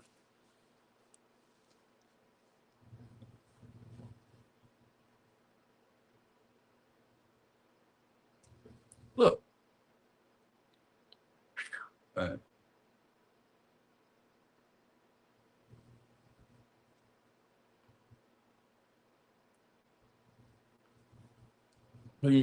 Let's look what he said. Let's, let's go to St. John 16 and, and 23. He said this while he was on earth to the apostle. He said, and in that day ye shall ask me nothing. He said, I'm not going to say those two words right there, because that's A-M-E-N, A-M-E-N. That's what go back to A-M-E-N, A-M-E-N. Matter of fact, I'm going to cross it out. Bam. Just for a reminder not to say it. Look it up yourself, man. I mean, these are the things that the Spirit is bringing in the last days that, you know, it's everything to have us continue to offend the Most High. And I don't want to offend you. You know, you can take the Most High lightly if you want to. I'm daring you to go to the throne and tell the Most High that you can call him whatever you want to call him, and he got to accept it. That's some bold words, aren't they? So if that means A-M-E-N, I'm not going to say that. And in that day, verse 23 of John the 16th chapter, and in that day ye shall ask me nothing. But see, if you put it there, it will be A-M-E-N, A-M-E-N, I say, who said it? A-M-E-N. It's very key because, you know, even they real slick, man. And I see brothers read this.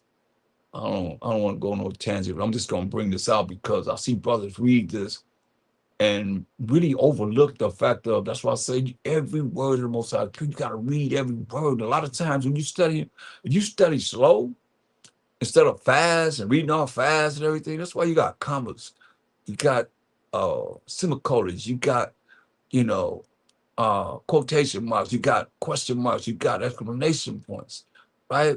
That's why it's written like that. Even if you don't go to the Hebrew or the Greek, you still should be able to understand what it is that's being said. If you rolling in the spirit, look what it say in Revelation 3:14. I just showed you what it said. A-M-E-N, A-M-E-N, I. And it's a Mashiach speaking. This is a Mashiach speaking here because it's all in red, you see? You make sure you know, just in case some of y'all don't have the same kind of Bible, you see? It's all in red edition, okay? So, you know, red edition. This is Mashiach speaking. That's why it's in red. But is this him? Revelation 3:14. And unto the angel of the church of the Laodiceans write, these things said the A-M-E-N, the faithful and true witness, the beginning of the creation of the Most High. You hear that? The faithful and true witness, the beginning of the creation of the Most High. Is that A-M-E-N? They got it right there in your face right there. They put it right there. They might have forgot to camouflage it. But it's right there. Is that a Mashiach Yahushua? Yes or no? Why you don't answer? Y'all got all this other stuff to talk and all that stuff, man. Why ain't answering that? Is that him? Hmm? That's him. A-M-E-N. I don't think so. So now, go back to um,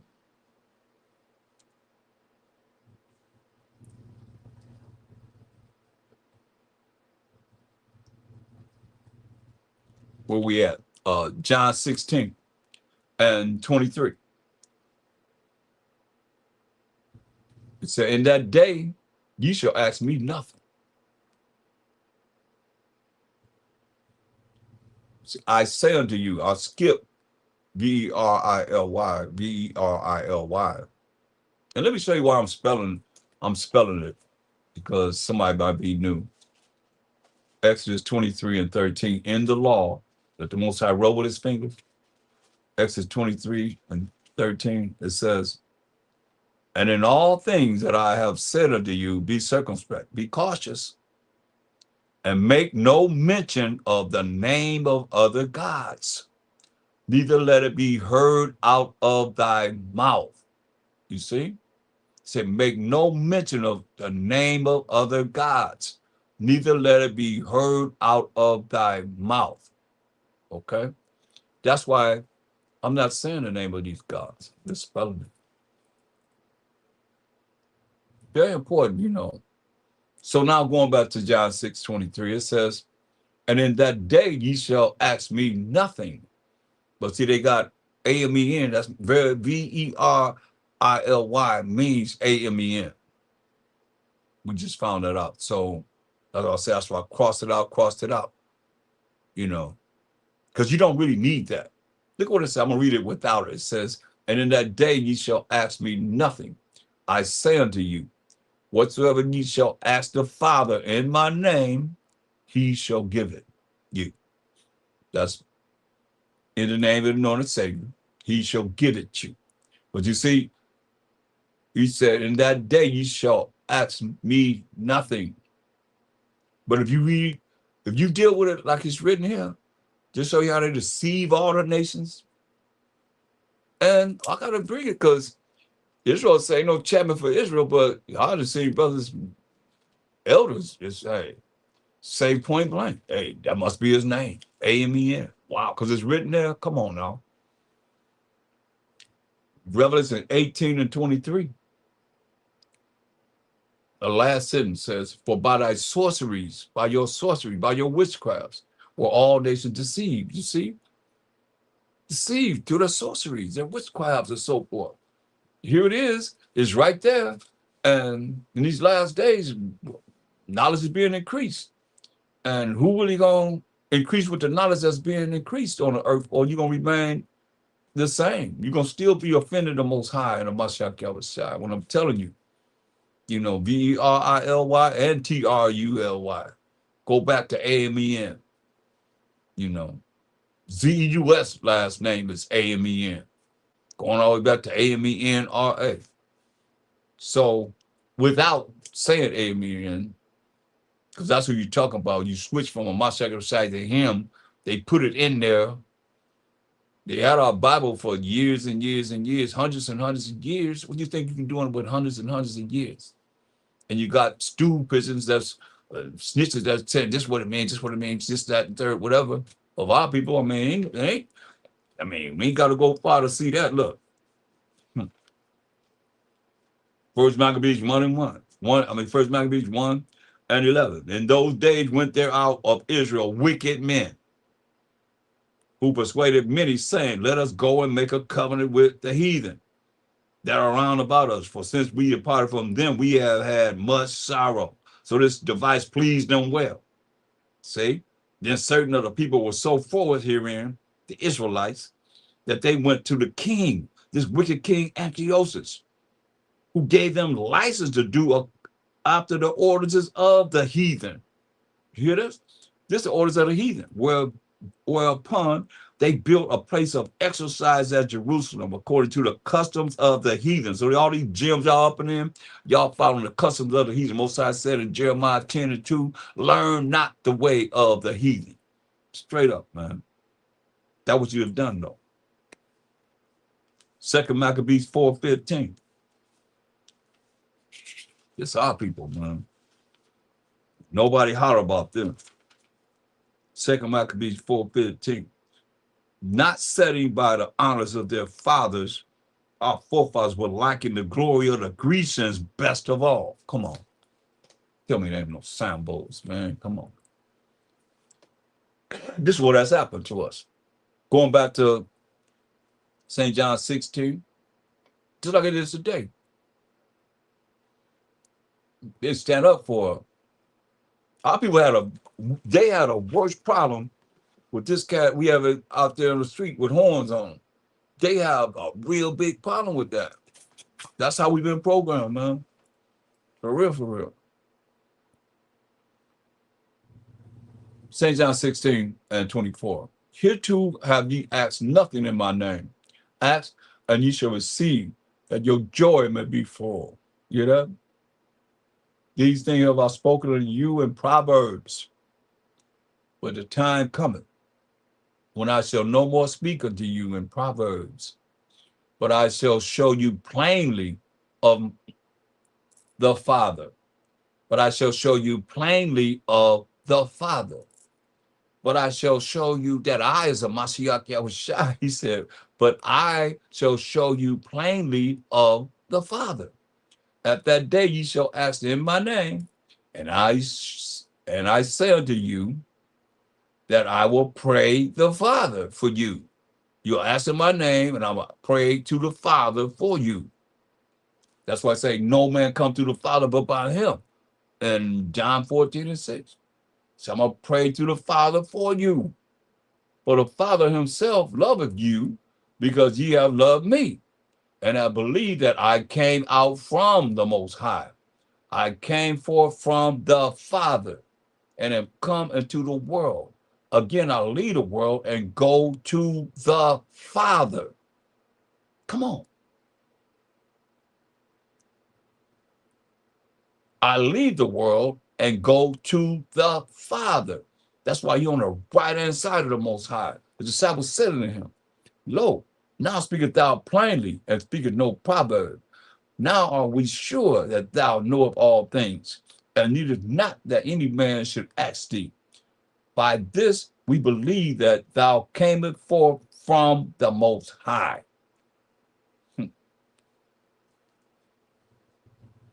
Amasha say, answered them, do ye now believe?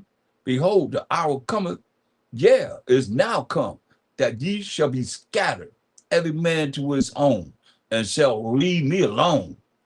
And yet I am not alone, because the Father is with me. Come on. He said, these things I have spoken to you, and they did. When they came to get them, they went everywhere they could. And then we fell in 70 AD and was scattered among all these nations. But real for real. These things have I spoken unto you, that in me ye might have peace. In the world ye shall have tribulation, but be of good cheer. I have overcome the world. That's why he said. And we was praying in John 17, after he said all that. That's this prayer that he prayed that we just went over previously.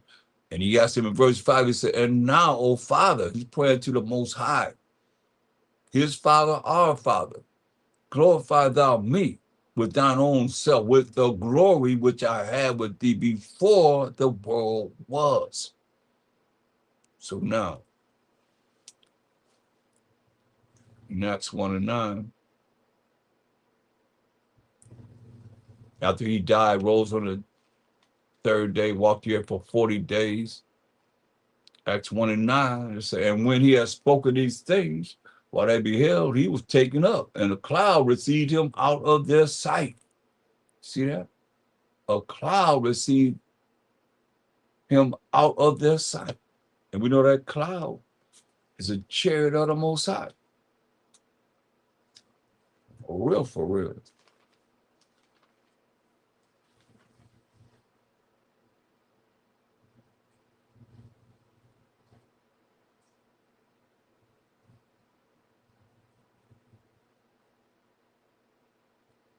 So now, a cloud is a chariot. We know that from Psalms 104:3, right? So When you look at go to Second Ezra's 13, the 13th chapter, verse 32. So just because a lot of people say that I like to bring in certain scriptures to prove that the Apocrypha is legit. Second Ezra 13:32. Now you know what it says here in verse 9 of Acts the first chapter.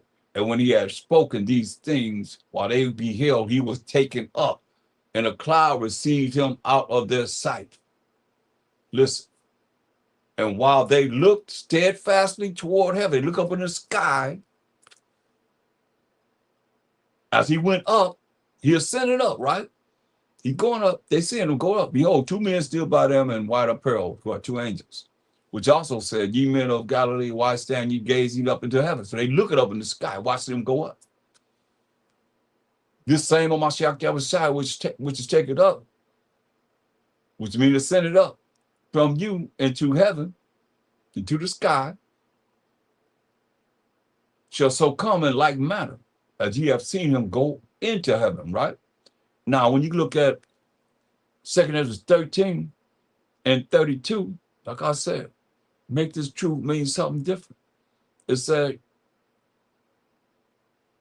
2 Ezra 13:32, it said, and the time shall be when these things shall come to pass, and a sign shall happen, which I showed thee before, and then shall my son be declared, whom thou sawest as a man ascending. See that? Whom thou sawest as a man ascending. Because we had lost the Bible. And so Ezra's getting everything. He's getting everything that's necessary from Genesis 1 and 1 and Revelations 22 and 21. I mean, he got it all. He had to get it all. And then some. More so than what, the average person only have 80 books. We as Israelites, I'll say. But the average person only have 66 books. When he was given 204 books, come on. Do your math, man. It's a lot that's been missing that people don't really have, don't even have a clue of, and don't care. Don't really care. So once he ascended, we go to our brother Daniel. He's seen him once he ascended. In Daniel 7:13, it said, I saw in a night vision, that's how the Most High communicate with some of us through dreams and visions. And behold, one like the Son of Man, that's a Mashiach Yahushua, came with the clouds of heaven, came with the angels of heaven, and came to the Ancient of Days. Who's more ancient than the Most High? Nobody. Came to the Ancient of Days. Why you prove the Most High, the Ancient of Days?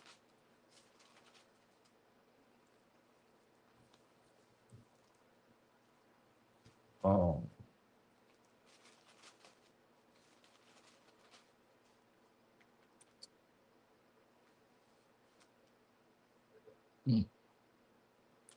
Brought him to the Ancient of Days. 23.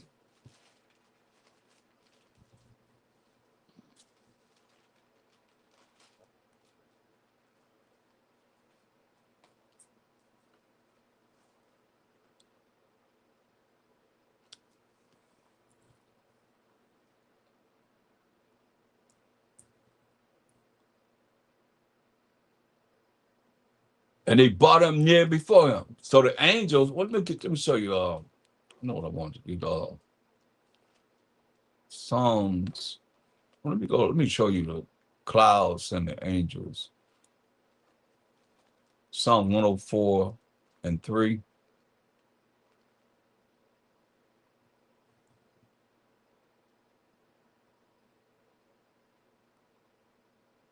The clouds brought him to the Ancient of Days, so you understand what it's talking about. Psalm 104 and 3. Who lay up the beams of his chambers in the waters, who maketh the clouds his chariot, right? Who walketh upon the wings of the wind, right? So the clouds are his chariots. So now we look at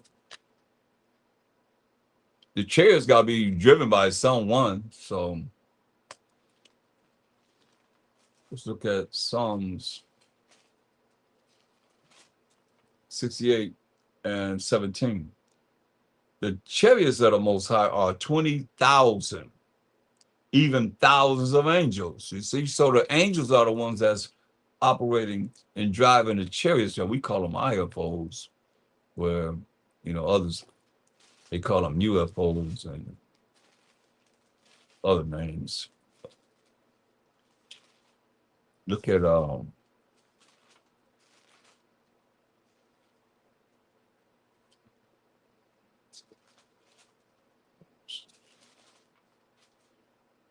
Job 36 and 26. It says, behold, the Most High is great, and we know him not, neither can the number of his years be searched out.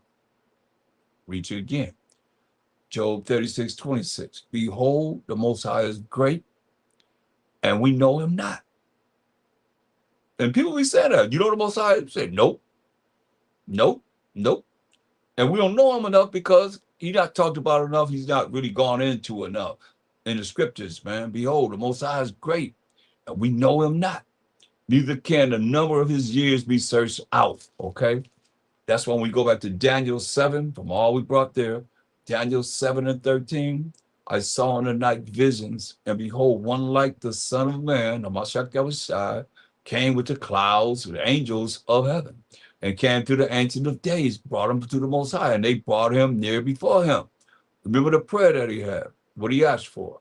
And it was given him dominion and glory. So he got the glory that he prayed for. It's right there.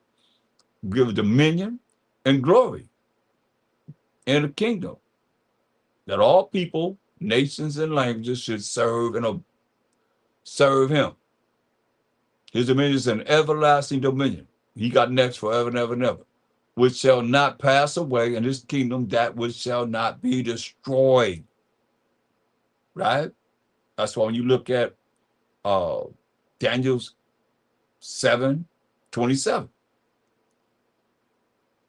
and the kingdom and dominion and the greatest of the kingdom under the whole heaven shall be given to the people of the saints of the Most High. We got to find the saints. I called it out. I know y'all lazy. Y'all ain't gonna go to look to see where it is. So let's define the saints right here in Psalms 148:14. Psalm 148:14. This defines the saints. He also exalted the horn, which is the power of his people. It also defines who his people are too. The praise of all his saints. Who the saints? Even of the children of Israel, who we are people near to the Most High. Praise ye the Most High. Praise the Most High. Praise ye the Most High. Praise ye the Most High. So now you see, hey, the saints are the 12 tribes of Israel. Even of the children of Israel, who we are people near to the Most High. So Daniel 7:27. And the kingdom and dominion and the greatness of the kingdom under the whole heaven shall be given to the people of the saints of the Most High. We got next forever and ever and ever. The children of Israel, that remnant, whose kingdom is an everlasting kingdom, and all dominions shall serve and obey him. Ain't that what he told him? Ain't that what was told to him? Ain't that what was told? That's what he was told.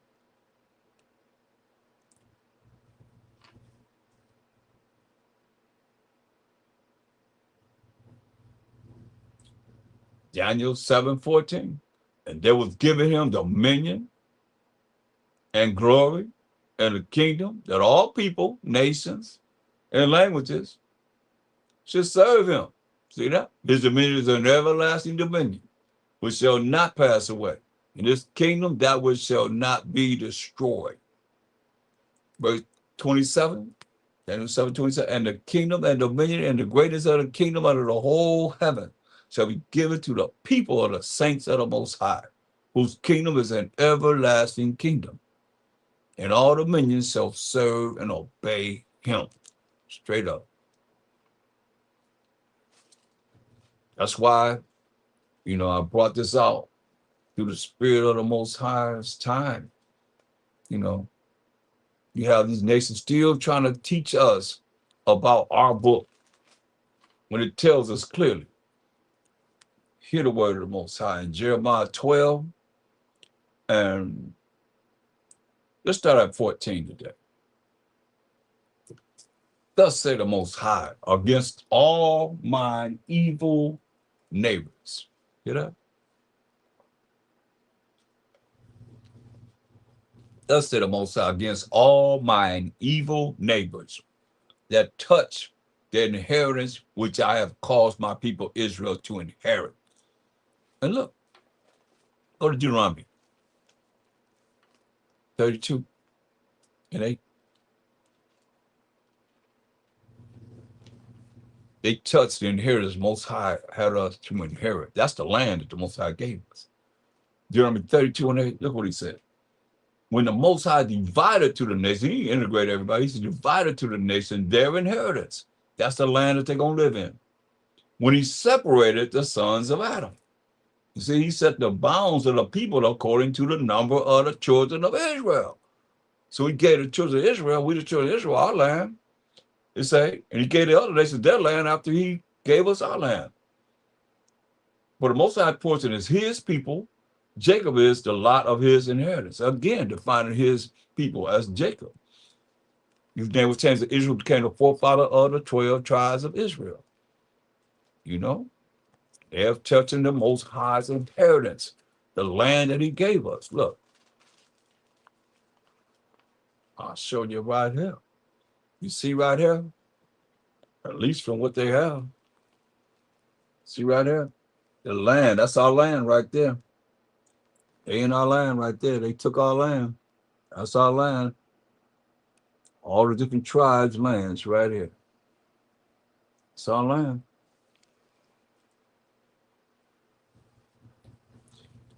Going back to what he's saying. And you can see when you look at these maps, you can see that you have the other nations' lands. Like, see here? You have like Edom. Let me see if I get it right. This is the land of, you get them, that's Edom, Moab, and Ammon right there. Ammon, Moab, and Edom. Right there, lined up right there. You see? Right there. And you got other people's lands, Syria is up here. Syria is up there, right up there. You see, the Bible is real, man. Going back to Jeremiah 12, 14.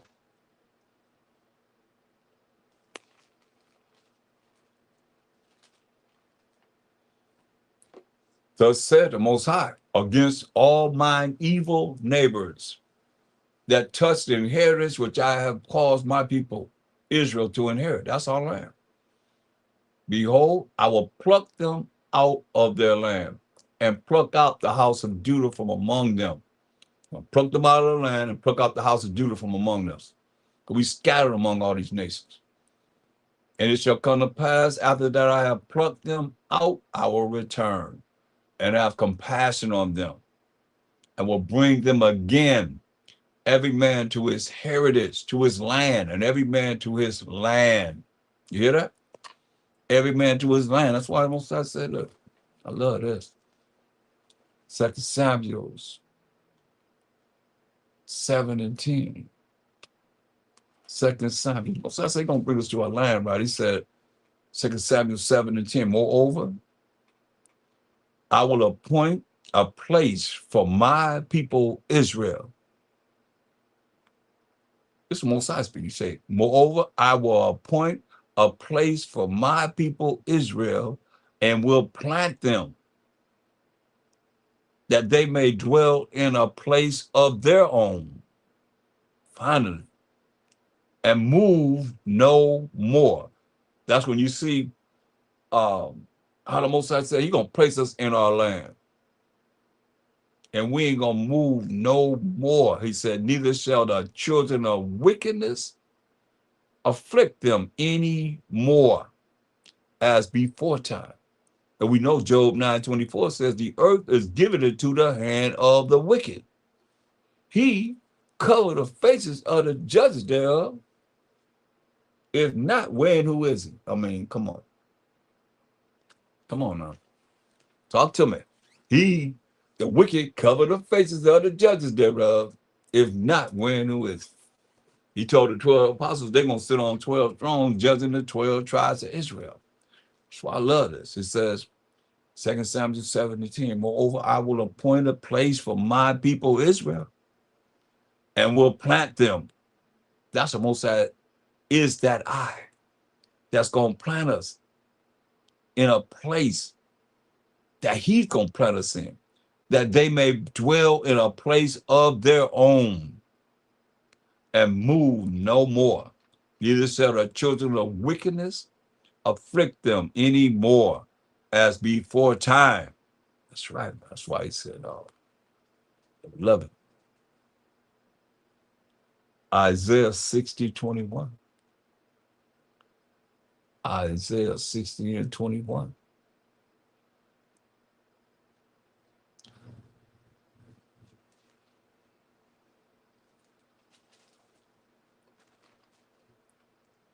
Thy people, you already said his people are the Israelites. My people Israel, right? Also shall be all righteous. They shall inherit the land forever. And we ain't moving no more, he said. The branch of my planting. Stop that from happening. That's the Most High. Say the branch of my planting.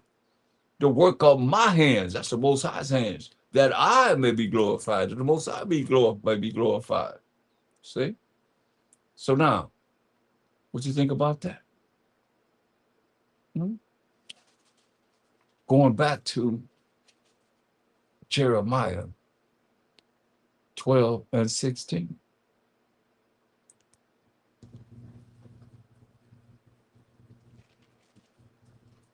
And it shall come to pass, the future, that Jeremiah prophesied about something of the future.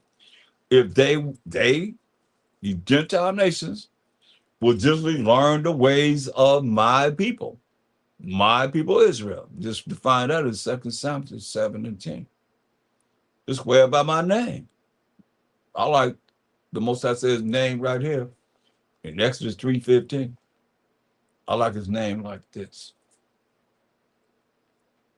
Exodus 3:15.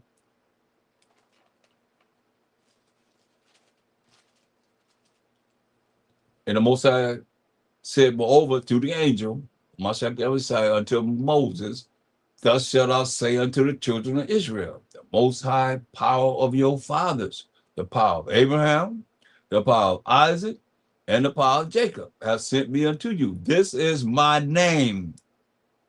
The power of Abraham, the power of Isaac, the power of Jacob. This is my name, he said.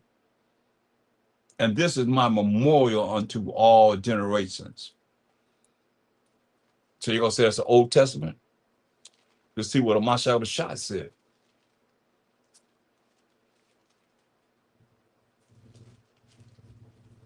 Matthew 22:31, just so you know what he's talking about.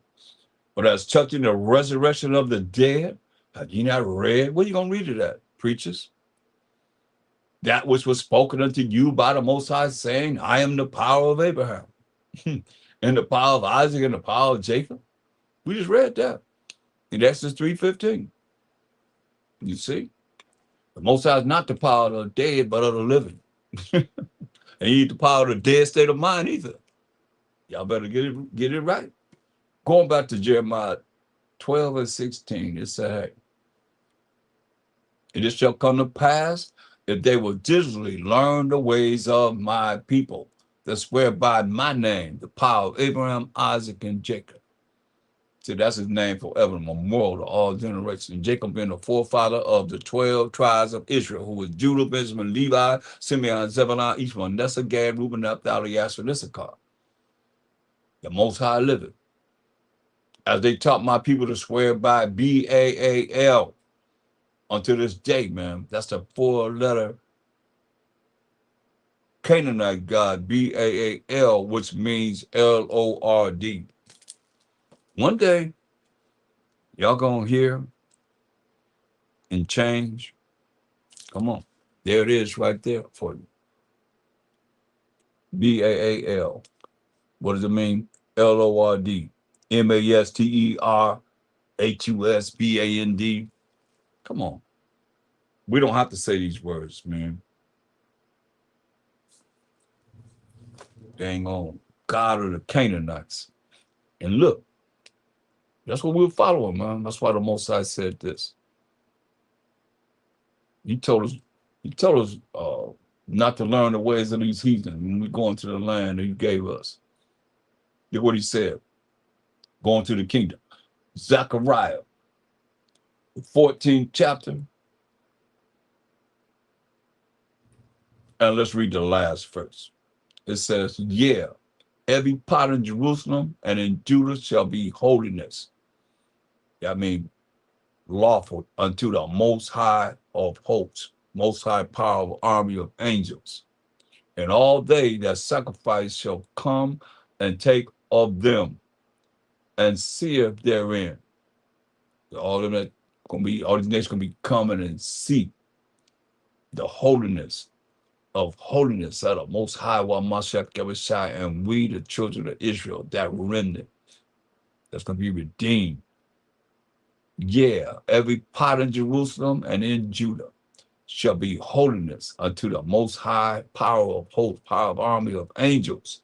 And all they that sacrifice shall come and take of them and see it therein. And in that day there shall be no more the Canaanite in the house of the Most High, power of hosts. That's what I'm telling y'all. I better stop dealing with that Canaanite God. Idol, Lord, man. Baal. That's what we're dealing with. That's why you say ain't gonna be no more Canaanite in the house of the Most High, power of army of angels, man, power of hosts, man.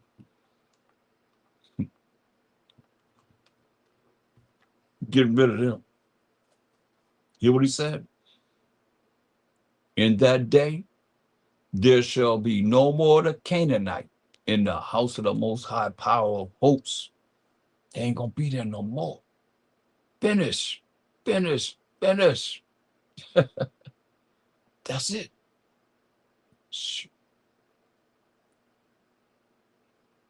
That's all she wrote. No more Canaan.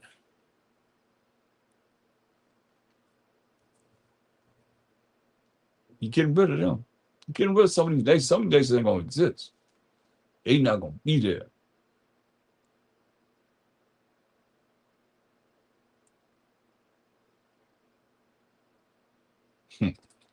They're gonna be finished.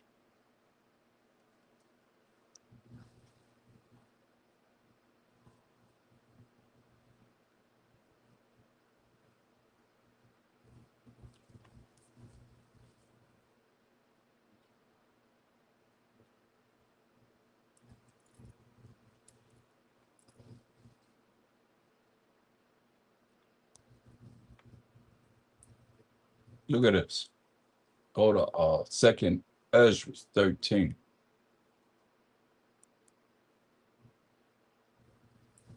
Um, verse 49.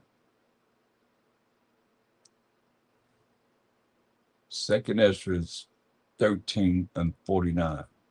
Now, when he destroyeth the multitude of the nations that are gathered together, he shall defend his people that remaineth.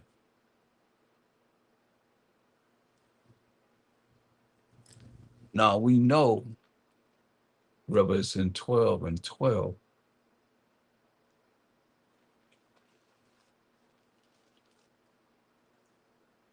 Therefore rejoice, ye heavens, and ye that dwell in them.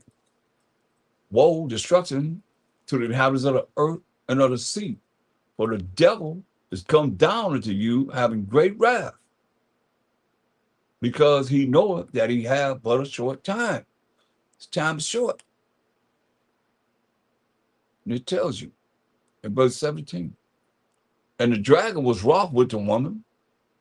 The dragon, what we were talking about earlier, the red dragon, that old serpent called the devil and Satan, and the Edomites, they all red, and went to make war with the remnant of her seed, right? Was keep the commandments of the Most High and have the testimony of Mashiach Yahushua. You see? But we know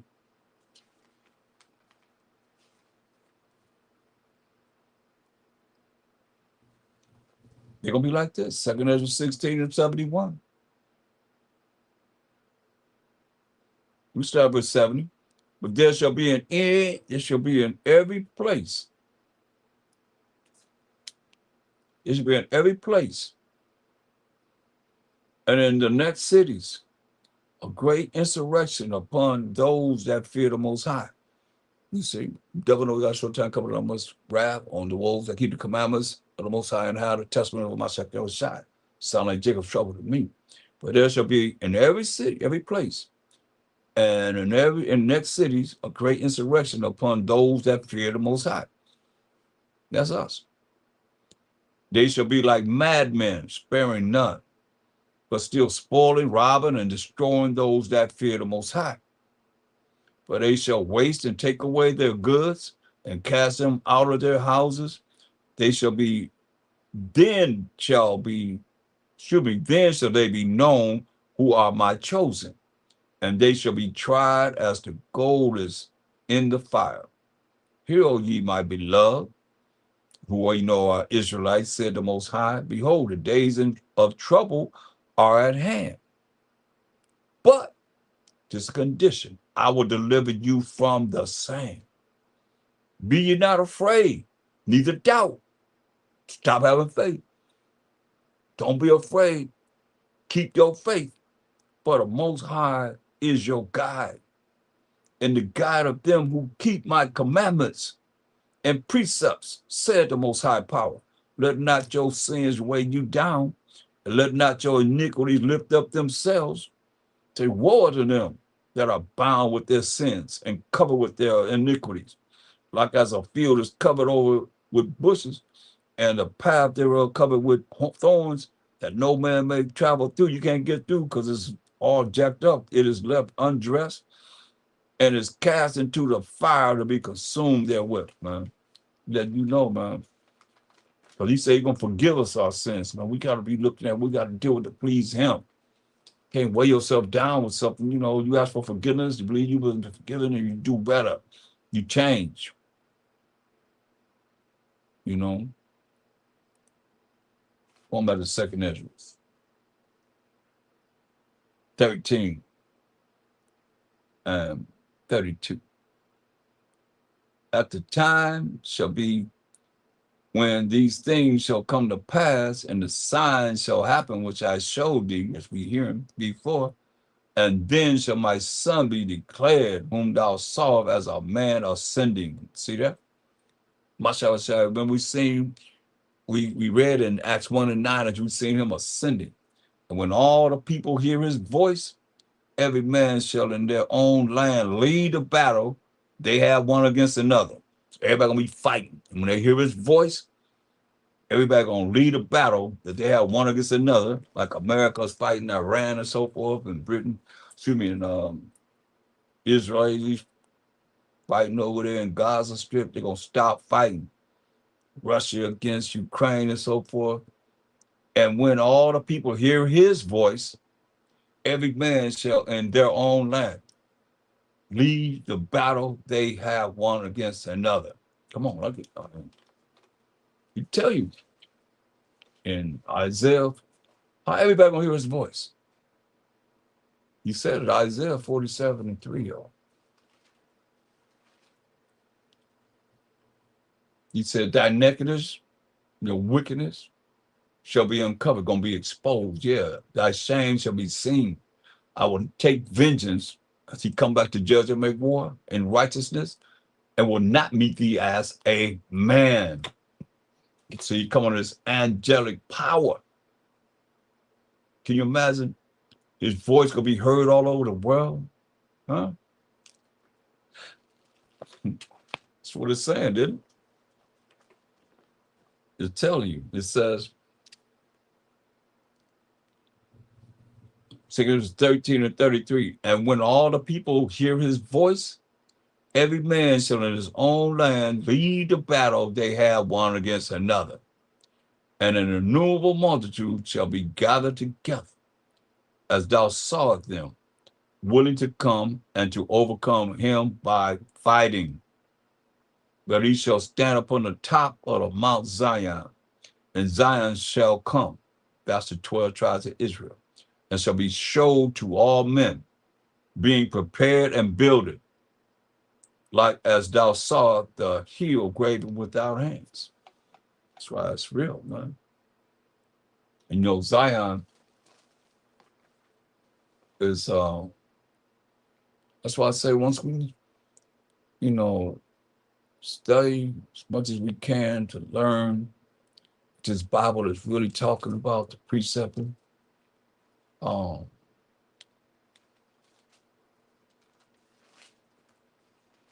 look at Isaiah 51:16. And I have put my words in thy mouth, and I have covered thee in the shadow of mine hand, that I may plant the heavens and lay the foundation of the earth, and say unto Zion, thou art my people. See that? So Zion represent not only the land, but we the 12 tribes of Israel, who is the Most High's people, who we define clearly in 2 Samuel's, for real, for real. So now let's say in 2 Ezra 13:35 again. But he shall stand upon the top of the Mount Zion, and Zion shall come.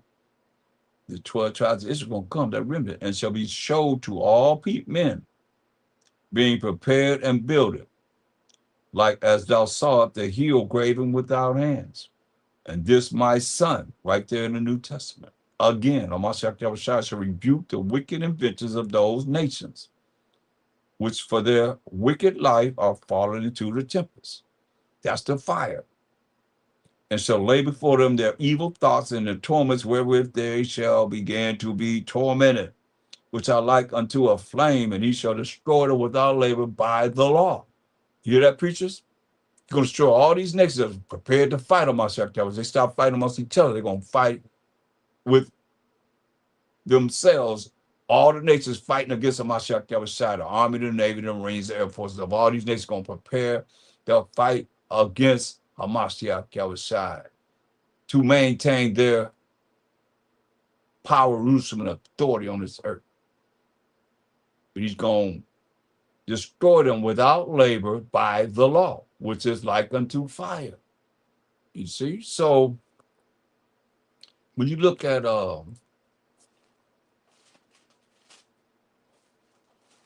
Job, Job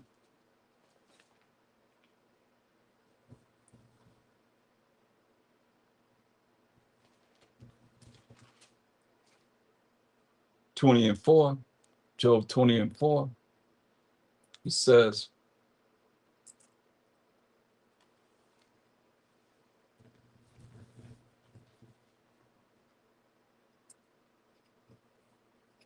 Job 20:4, it says, knowest thou not this of old, since man was placed upon earth, that the triumphing of the wicked is short, and the joy of the hypocrite but for a moment? There was actually mounted up to heavens, and his head reached unto the clouds. He all up in the sky with his space stations and got his jets going, airplanes going, helicopters, all that. Yet he shall perish forever like his own dung. They which have seen him shall say, where is he? Where'd he go? He shall fly away as a dream and shall not be found. Yeah, he shall be chased away as a vision of the night. The eye also which saw him shall see him no more. Neither shall his place any more behold him. His children shall seek to please the poor, and his hand shall restore their goods. That's Obadiah 17. His bones are full of the sin of his youth, which shall lie down with him in the dust, as he kill him. Though wickedness be sweet in his mouth, though he hide it under his tongue, though he spare it and forsake it not, but keep it still within his mouth, yet his meat in his bowels is turned. It is the gall of asps, poisonous snakes within him. Tell you, man. He has swallowed down riches, and he shall vomit them up again. The Most High shall cast him out of his belly. Got to give it up. He shall suck the poison of asps, poisonous snakes, and the viper's tongue shall slay him. Same poisonous snake that he rolled with, gonna bite him, gonna kill him. Slay him, meaning gonna kill him. He shall not see the rivers and the floods, the brooks of honey and butter. That which he labored for shall he restore, and shall not swallow it down. According to his substance shall the restitution be, and he shall not rejoice therein, because he hath oppressed and hath forsaken the poor, because he hath violently taken away an house which he buildeth not.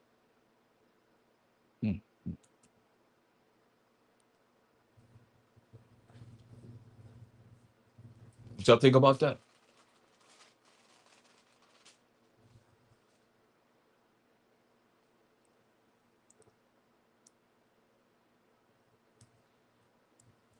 Job 18 and 11. Terror shall make him afraid on every side, and shall drive him to his feet. His strength shall be hunger bitten, and destruction shall be ready at his side. It shall devour the strength of his skin, even the firstborn of death shall devour his strength. His confidence shall be rooted out of his tabernacle, and it shall bring him to the king of terrors. You hear that? Gonna bring him to the king of terrors. Yeah, that's something. Well, we met the king of terrors all our life. That's the truth of Israel. So now that's just judgment, you know.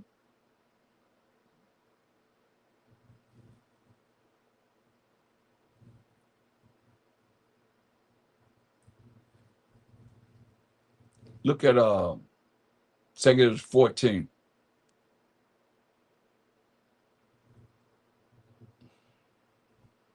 And we're gonna look at verse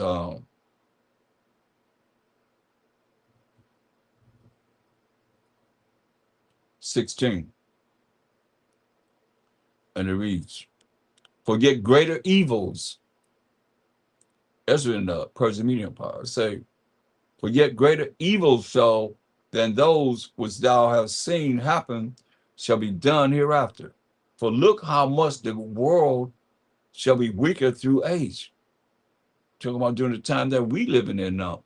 So much the more shall evils increase upon them that dwell therein, right? That's why we went to Maccabees. You see what it said in Maccabees, the first chapter, when the Greeks came into power, verse 9.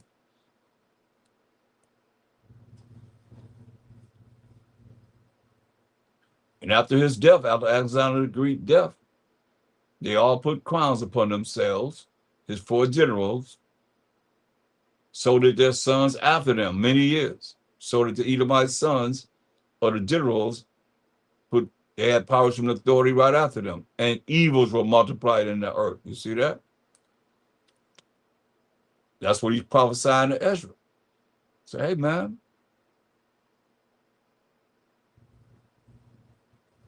2 14, 16 say, for yet greater evils shall, excuse me, she said, for yet greater evils shall those which thou hast seen happen shall be done hereafter, later on in the future, like we just read in the Greek Empire. But look how much the world shall be weaker through age. so much the more shall evils increase upon them that dwell therein. That's why he said, Mashiach said, look, I better understand. That's why we have to get back with the Most High and the Mashiach Yahushua. He said, Matthew 24. Well, let's go to verse 12. He says, because iniquity shall abound, Matthew 24 and 12 says, because iniquity, wickedness shall abound, the love of many shall wax cold. You hear that? Because the wickedness in this world going to be plentiful in this world, the love of many shall wax cold, he said. And you see it. But he that shall endure unto the end, the same shall be saved. What he said in verse 21. But then shall be great tribulation, such as was not since the beginning of the world to this time. No, nor ever shall be. He said, going to be so much tribulation on this earth like it's never been in the earth. And I'm trying to figure out, I always say, how is it going to be worse than killing everybody but 8 people? Shema and Japheth and Noah and their wives. Come on. He said, for then shall be great tribulation, such as was not since the beginning of the world to this time, no, nor ever shall be. And except those days shall be shortened, there should no flesh be saved. But for the elect's sake, those days shall be shortened. You see? He said, except those days should be shortened, there should no flesh be saved. If you ain't shortened the days, say nobody be left on this earth. Nobody be saved. Nobody. He said, nobody be saved. But for the elect's sake, those days shall be shortened, he said. They're going to be short. Said verse 25, behold, I have told you before.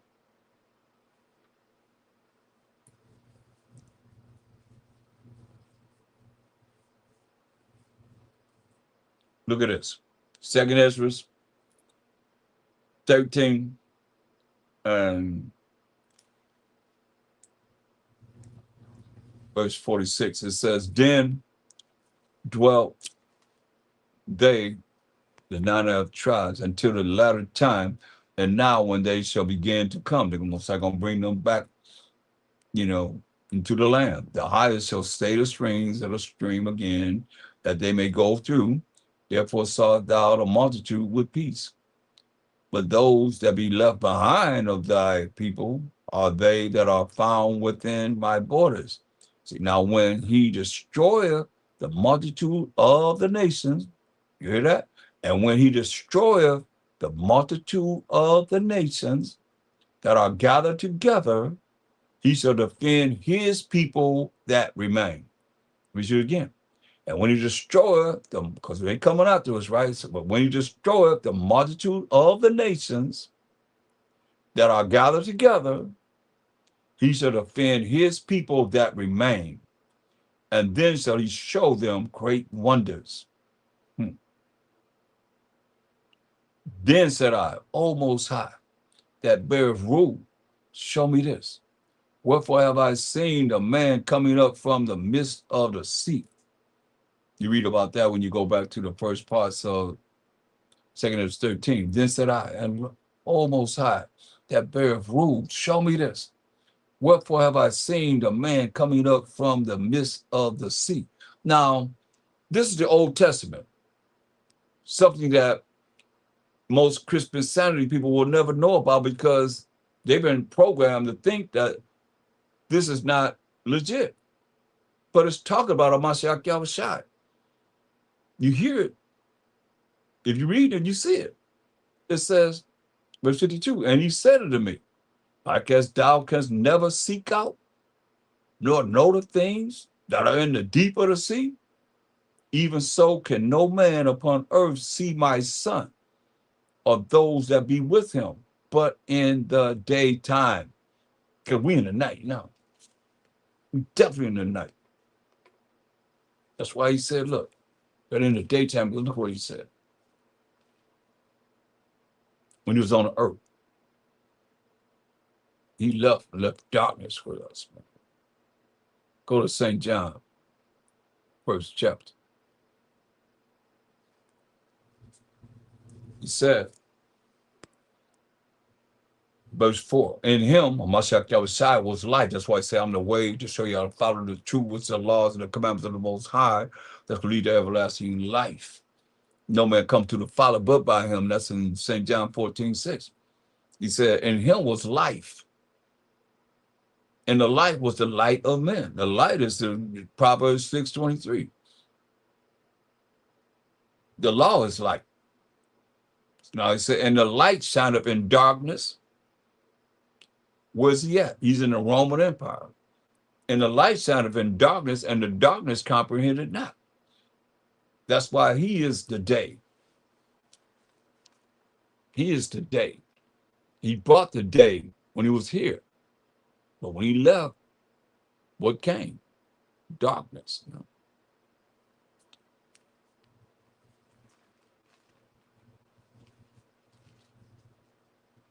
Darkness came.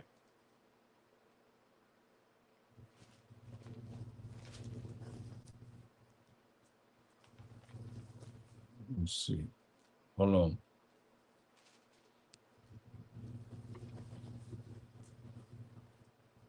Look at Revelation 22 and 16. I, Mashiach Yahushua, have sent mine angel to testify unto you. And it's always an angel that dealt with us, y'all. I, Mashiach, have sent mine angel to testify unto you these things in the churches. I am the root and the offspring of David, the bright and morning star. You see, that's why it's saying daytime, because he's bright and he's that morning star. In the morning, what hours in the morning? Hip talk, y'all. Is it nighttime in the morning? No, it's day. That's why it's saying. 2 Corinthians 13 and 52. And he said unto me, like as thou canst neither seek out nor know the things that are in the deep of the sea. You know, you can go but so far in the sea, down in the sea. Even so can no man upon earth see my son or those that be with him, but in the daytime when he come. He said, righteous on this earth. This is the interpretation of the dream, which thou sawest, and whereby thou only art here lightened to know. For thou hast forsaken thine own way, and applied thy diligence unto my law, and sought it. See, that's why Ezra was given this special privilege of bringing the laws and the commandments and the whole Bible back to us. And then some, because he gave him 204 books. We only got 80 as Israelites. Most, I say. And you Christian Sunday people only got 66. Do the math. I know we missing 124 books. Majority of us.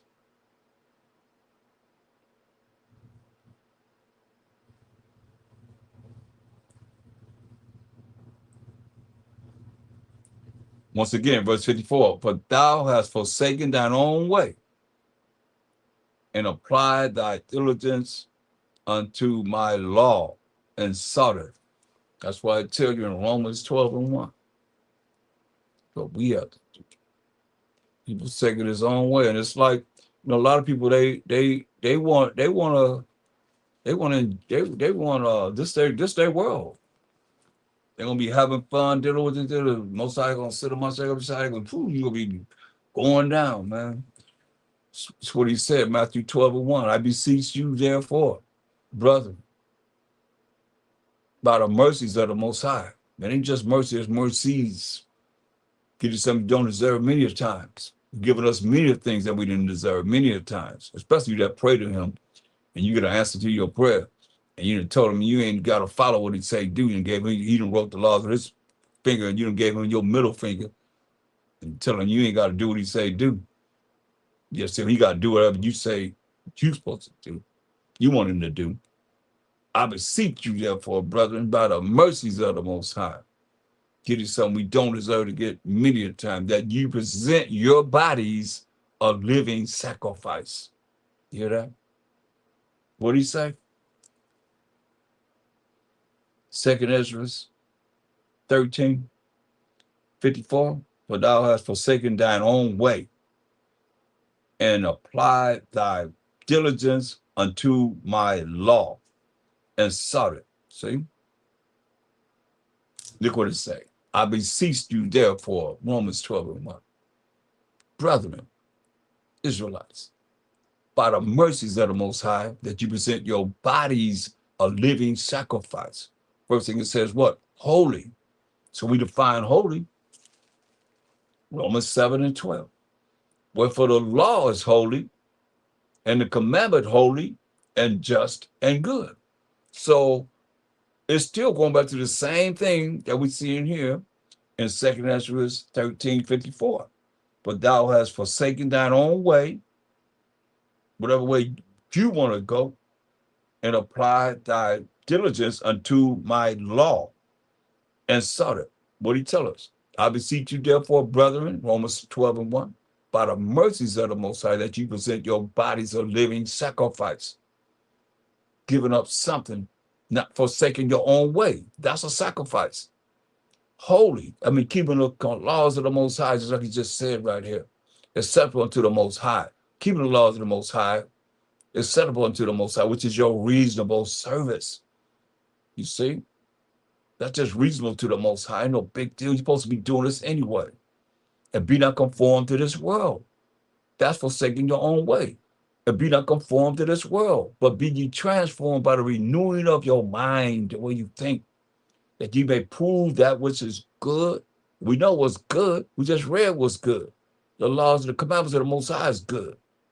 Prove that which is good and acceptable and perfect will of the Most High. How about that? Yeah. How about that? But this ain't for everyone. Micah 7:18. This ain't for everyone. That's why I look at, who really, really gonna look to be as spiritual as they can. Look at this. Micah 7:18. Who is a power like unto thee, Most High, that pardoneth iniquity, Mashiach Yahushua, and passes by the transgression of the remnant of his heritage. Passes by the transgression of the remnant of his heritage. Not all Israel, not every last Israelite. It said the remnant of his heritage. He retaineth not his anger forever. So he retaineth not his anger forever, because he delighteth in mercy. He delighteth in mercy. Not getting something we deserve to get. He will turn again. He will have compassion upon us. He will subdue our iniquities, and thou wilt cast all their sins into the depths of the sea. Oh, yeah. Man, that sounds great. But you see, he said, who is a power like unto thee, O Most High? Passes by the transgression of the remnant of his heritage. Remnant of his heritage. Remnant. Not every last one of us. The remnant of his heritage. He retaineth not his anger forever, because he delighteth in mercy. He delighteth in mercy.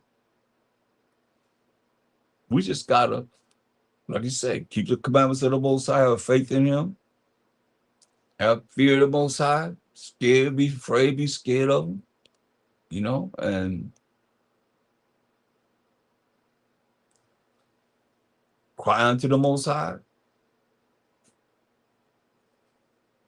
We got a chance to be one of them remnants. But Malachi 2:7 is what the priest is supposed to be doing. So, for the priest's lips should keep knowledge. And knowledge is the gathering of the right information and they should keep the law at his mouth. The law that the Most High wrote with his finger. So he is the messenger of the Most High power of hosts. The real priest, but ye are departed out of the way. Ye have caused many to stumble at the law. You know? They saying we ain't under the law. It got down to that. But ye have departed out of the way. Ye have caused many to stumble at the law. Ye have corrupted the covenant of Levi, said the Most High power of hope, Most High power of army of angels. And Levi's was the ones that was giving us the law, the priests. Therefore have I also made you contemptible and base before all the people, according as ye have not kept my ways, but have been partial in the law. You hear that? So you have been partial in the law, and you have not kept his ways. That's why my Shai told you, preachers, man, y'all better hear what he's saying. I'm just here to warn you. This love, nobody else talking to you, but we Israelites telling you, you got to learn. You got to come and learn from us.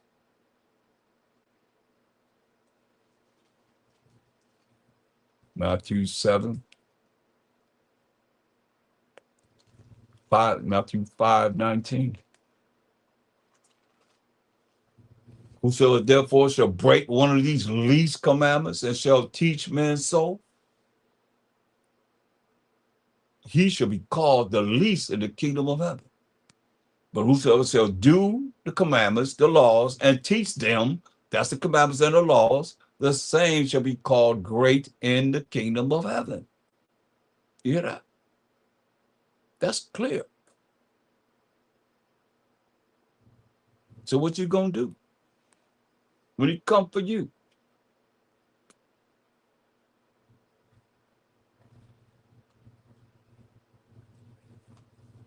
You gonna say, man.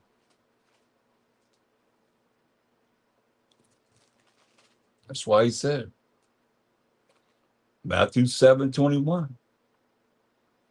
Not every one that said unto me, Mashiach, Mashiach, Jesus, Jesus, shall enter into the kingdom of heaven, but he that doeth the will of my Father which is in heaven. That's Most High said, hey, what's the will of Most High? Let's real quick.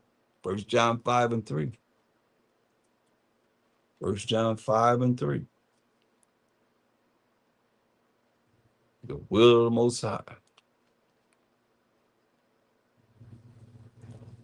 1 John 5:3. Well, this is the love of the Most High, that we keep his commandments, and his commandments are not grievous. So how do you think you're gonna bypass that? So you love him, but you don't have to do what he say do. He got to do whatever you say do. That sounds like a lot of pride to me. No humility in that at all. That's why he said Matthew 7:21. Myself said, "Doubt every one that said unto me, Mashiach, Mashiach, Yahushua, Jesus, Jesus shall enter into the kingdom of heaven. But he that doeth the will of my Father which is in heaven. Many will say to me in that day, Mashiach, Mashiach, Yahushua, Yahushua, Jesus, Jesus, Christ, Christ. Have we not prophesied in thy name?" Listen, this just saved their life. They're going to say, "Have we not prophesied in thy name? And in thy name cast out devils, and in thy name done many wonderful works?" They're going to be saying this to save their life. And then what I profess unto them, I never knew you. I never knew you. I don't know you. Just deep. Because they're going to be doing these things. That's why I said, look. That's why I said, look.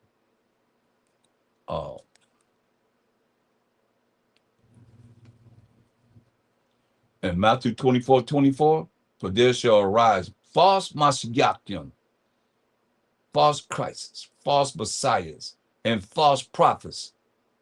And so to show great signs and wonders, just like they're just saying, saying that in the judgment before Mashiach Yahushua. So great signs and wonders, insomuch that if it were possible, they shall deceive the very elect.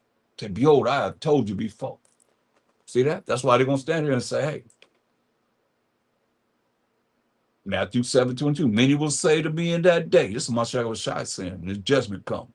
Mashiach, Yahushua, Jesus Christ, have we not prophesied in thy name?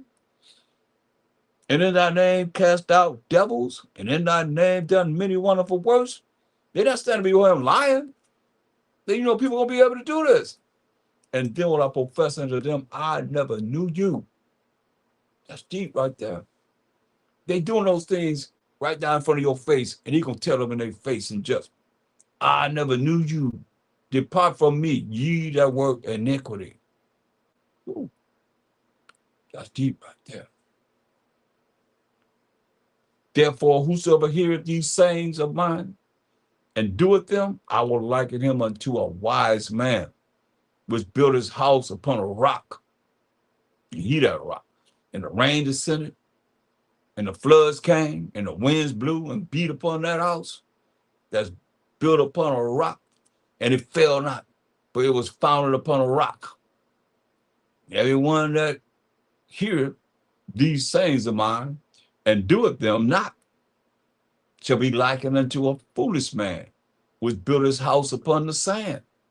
And the rain descended, and the floods came, and the winds blew and beat upon that house. And it fell, and great was the fall of it. Let me show you. Much I was size that rock. First foremost, spiritually, if you can understand it spiritually, look at 1 Corinthians 10, verse 1. Moreover, brethren, Israelites, I would not that ye should be ignorant, not knowing how that all our fathers, our forefathers, were under the cloud and all passed through the sea, right? So, and we're all baptized into Moses in the cloud and the sea, going all the way back to the time we came out of Egyptian captivity.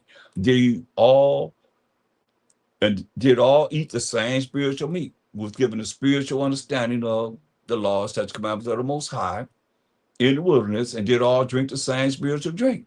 But they drank of that spiritual rock, it's that rock that followed them, and that rock was Mashiach. You hear that? That rock was a Mashiach. I heard somebody talking about some angel, some trying to make up some name of some angel. The rock was a Mashiach. That's why I say, he said, look, he tell you, you ain't got to go far. Go Psalm 40:7. He tell you, man. That's why I say you better know him. Psalms 40:7. He said, then said I, lo, I come in the volume of the book. It is written of me. I'd like to do thy will, O my power. Yeah, thy law, your law,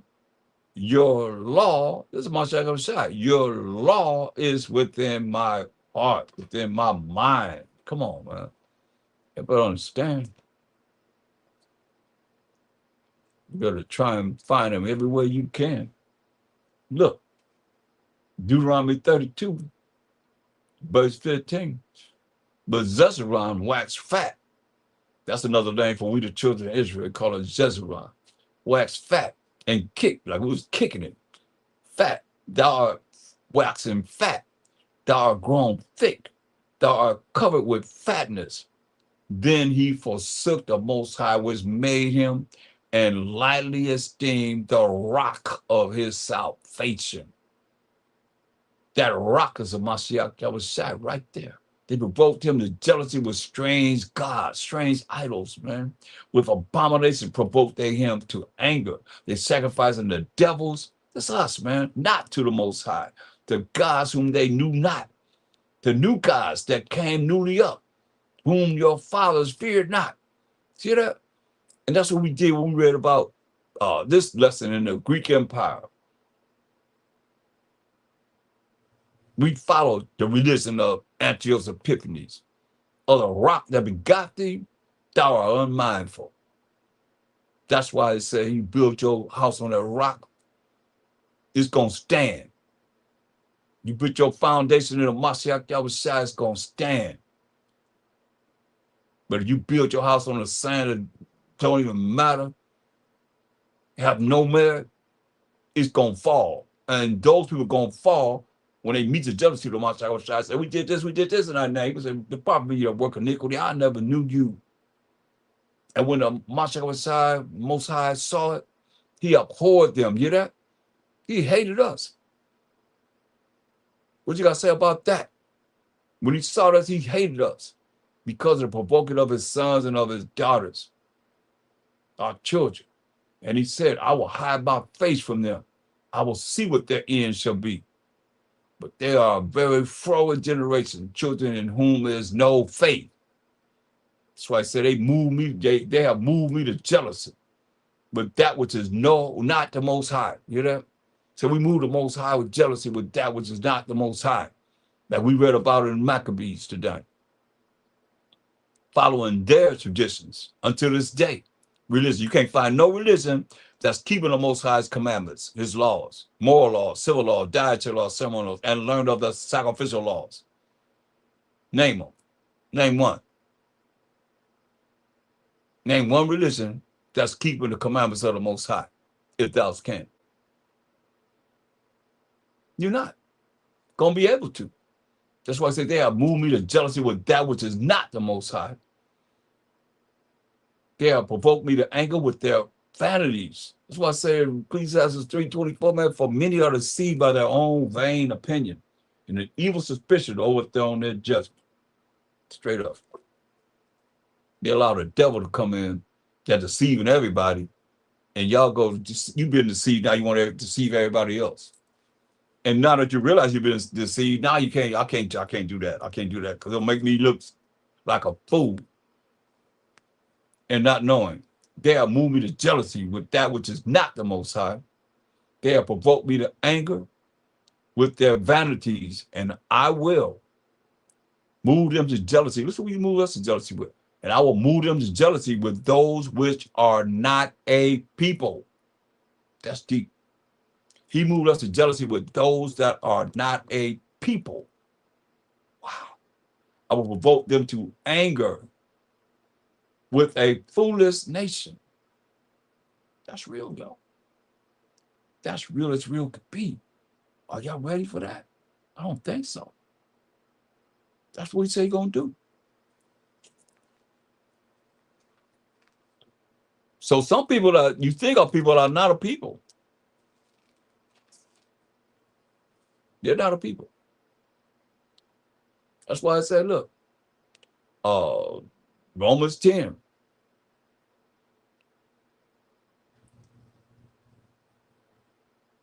Let's get verse 18. It says, but I say, have they not heard? Have we not heard? Yes, verily. Their sound went into all the earth, and their words unto the ends of the world, where we in right now. Listen, but I say, did not Israel know? Did we know? First Moses said, I will provoke you to jealousy by them that are no people. Didn't we just read that in Deuteronomy 32:21? And we're going to know that is to go back to the law. Because Moses is dealing with the first 5 books of the Bible. So how you going to read this in the churches and you don't go back there to see what it's saying? Now people going to look at the law that you say you ain't got to follow. Oh, that's right. Y'all Gentiles. Y'all grafting in, but don't know who you've been grafting in among. Come on, man. Y'all got to start thinking. We the Israelites, man. We Judah, Benjamin, Levi, Simeon, Zebulun, Ephraim, Manasseh, Gad, Reuben, Naphtali, Asher, and Issachar. That's what this book is talking about, man. But I say, verse 19, did not Israel know? First Moses said, I will provoke you to jealousy by them that are no people. He considers these people no people. And by a foolish nation will I anger you. Look, but Isaiah is very bold and said, I was found of them that sought me not. I was made manifest unto them that asked not after me. See, we don't know nothing about that. But to Israel, he said, all day long, I have stretched forth my hands unto a disobedient and gainsaying people. That's us. It's sad, but it's real. You know, all day long I have stretched forth his hand unto a disobedient, mean what y'all say. We ain't under the law. We ain't under the law. See here? We go. You see what it is? He skipped over. He read out of context. Go up to verse 4. For a Mashiach is the end of the law for righteousness to everyone that believeth. See there? The law was over. Mashiach was saying, end the law. Yeah, he said, end of the law of sacrifice. That's the law that he's ended. The law of sacrifice for righteousness to everyone that believeth. What's righteousness, if I might ask? You got to find it. Like I said, this is all about make this truth mean something different. What's righteousness? Psalm 119, 172.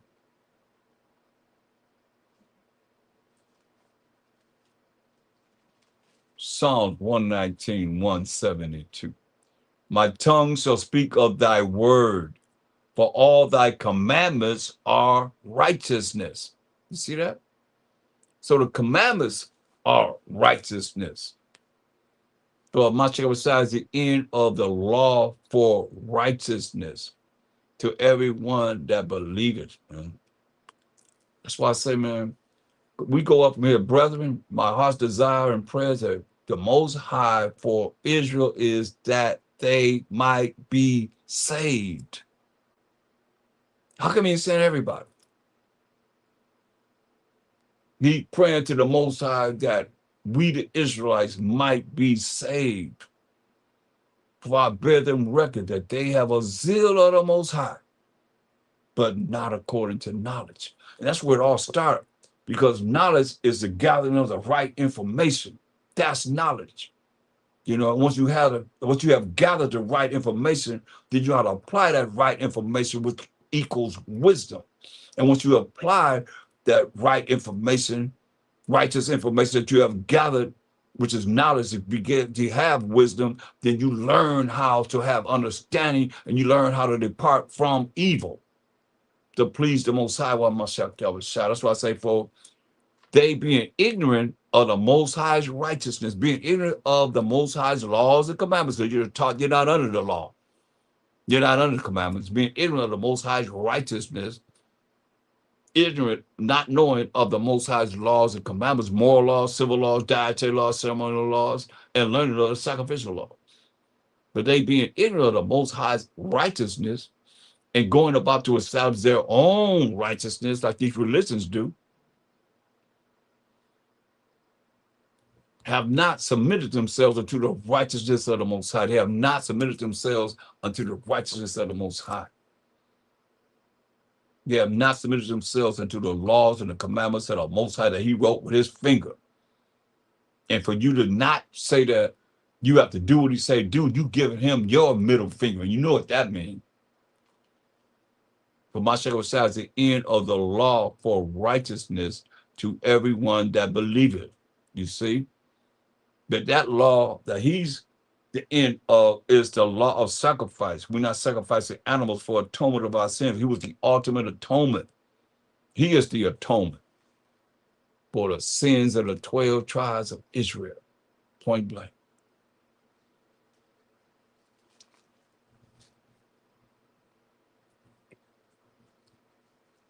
What's he gonna do when he come for you? You meet that judgment seat and you say, "Hey," he said, "Well, hopefully it ain't you that's sitting there saying we cast out devils in our name. We did many wonders in our name." And he said, "Hey, depart from me that work iniquity. I never knew you, because iniquity is not keeping the Most High's commandments and his laws."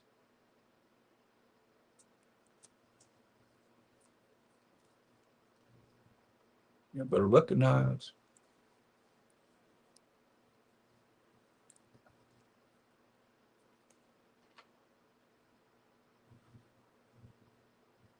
Look at 1 Thessalonians 4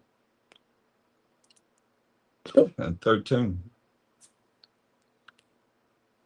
I'm just about finished. But I would have you know, excuse me,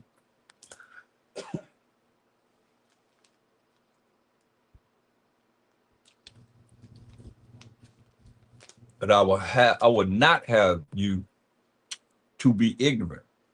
What did you say? Brethren, 12 tribes of Israel, brothers, concerning them which are asleep, those that have died, that you saw not, even as others which have no hope. For if we believe that a Messiah died and rose again, even so them also which sleep that have died by Shama Messiah, you see in Messiah, Yahushua, that have those that have died, and before they died, they was rolling by Shama Messiah, will the Most High bring with him. And the Messiah gonna bring with him.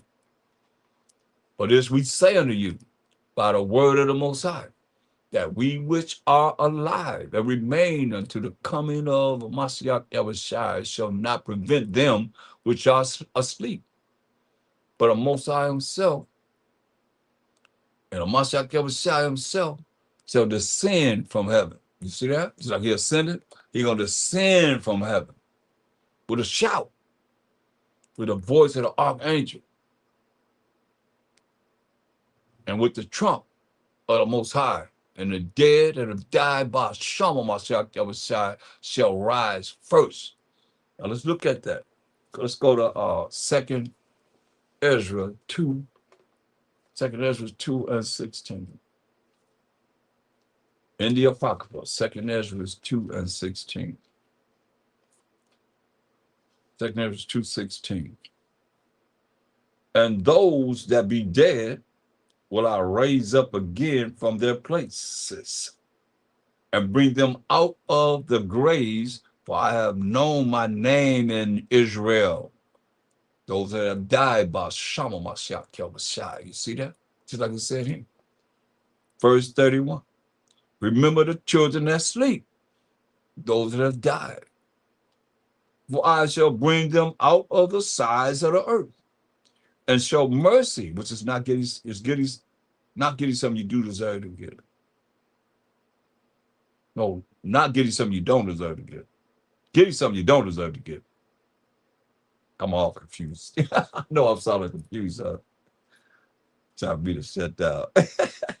Mercy is not getting something you do deserve to get. He's not going to give us what we just do deserve to get. Remember thy children that sleep, for I shall bring them out of the sides of the earth and show mercy unto them. For I am merciful, said the Most High Power. Embrace thy children till I come and show mercy unto them. For my wells run over, and my grace shall not fail. All power, all praise and power to the Most High. So it's telling us in Isaiah 14 and 1 who that mercy is going to come to. Isaiah 14 and 1. The Most High will have mercy on Jacob and will yet choose Israel and set them in their own land, like we read in 2 Samuel 7 and 10. And the strangers, these other nations shall be joined with them, and they shall cleave to the house of Jacob. And the people, the Israelites, that remnant, shall take them and bring them to their place. And the house of Israel shall possess them in the land of the Most High for service and handmaids, men slaves, women slaves, in a righteous kingdom. And they shall take them captives, whose captives they were, and they shall rule over their oppressors. You see that? Verse 3, and it shall come to pass in the day. You see, that's why he said, in the day. That's the daytime. When the Mashiach shall come back and judge and make war and set up the day. It shall come to pass in the day that Mashiach Yahushua shall give thee rest from thy sorrow and from thy fear, and from the hard bondage wherein thou was made to serve, man. That thou shalt take up this proverb against the king of Babylon, America, and say, how has the oppressor ceased? The golden city ceased. The Most High have broken the staff of the wicked and the scepter of the rulers. Broke them down. That's right. All praises to the Most High. All praises to the Most High. All praise to the Most High. That's why I say in 1 Thessalonians 4:17, it say, then we which are alive and remain shall be caught up together with them in the clouds, in the chariots, to meet a Mashiach Yahushua in the air, and so shall we ever be with a Mashiach Yahushua. Wherefore comfort one another with these words. That's why I say this ain't something just because you learning something that you think you're going to be there. That's why I say, look, Revelations 11 and 12, and they heard a great voice from heaven saying unto them, come up hither. And they ascended up to heaven in a cloud, in a chariot, and their enemies beheld them. In the same hour was there a great earthquake. Once whoever it is that's going up in these chariots, up in the chariots in the sky, this great earthquake gonna hit. Destruction. 1 hour. And then the 10th part of the city fell, and then the earthquake was slain of men 7,000, and the remnant were affrighted. You hear that? It's not everyone. Say the remnant were affrighted. They're the ones going to have that mercy. Most are going to have mercy on Jacob and yet choose Israel. And the remnant were affrighted.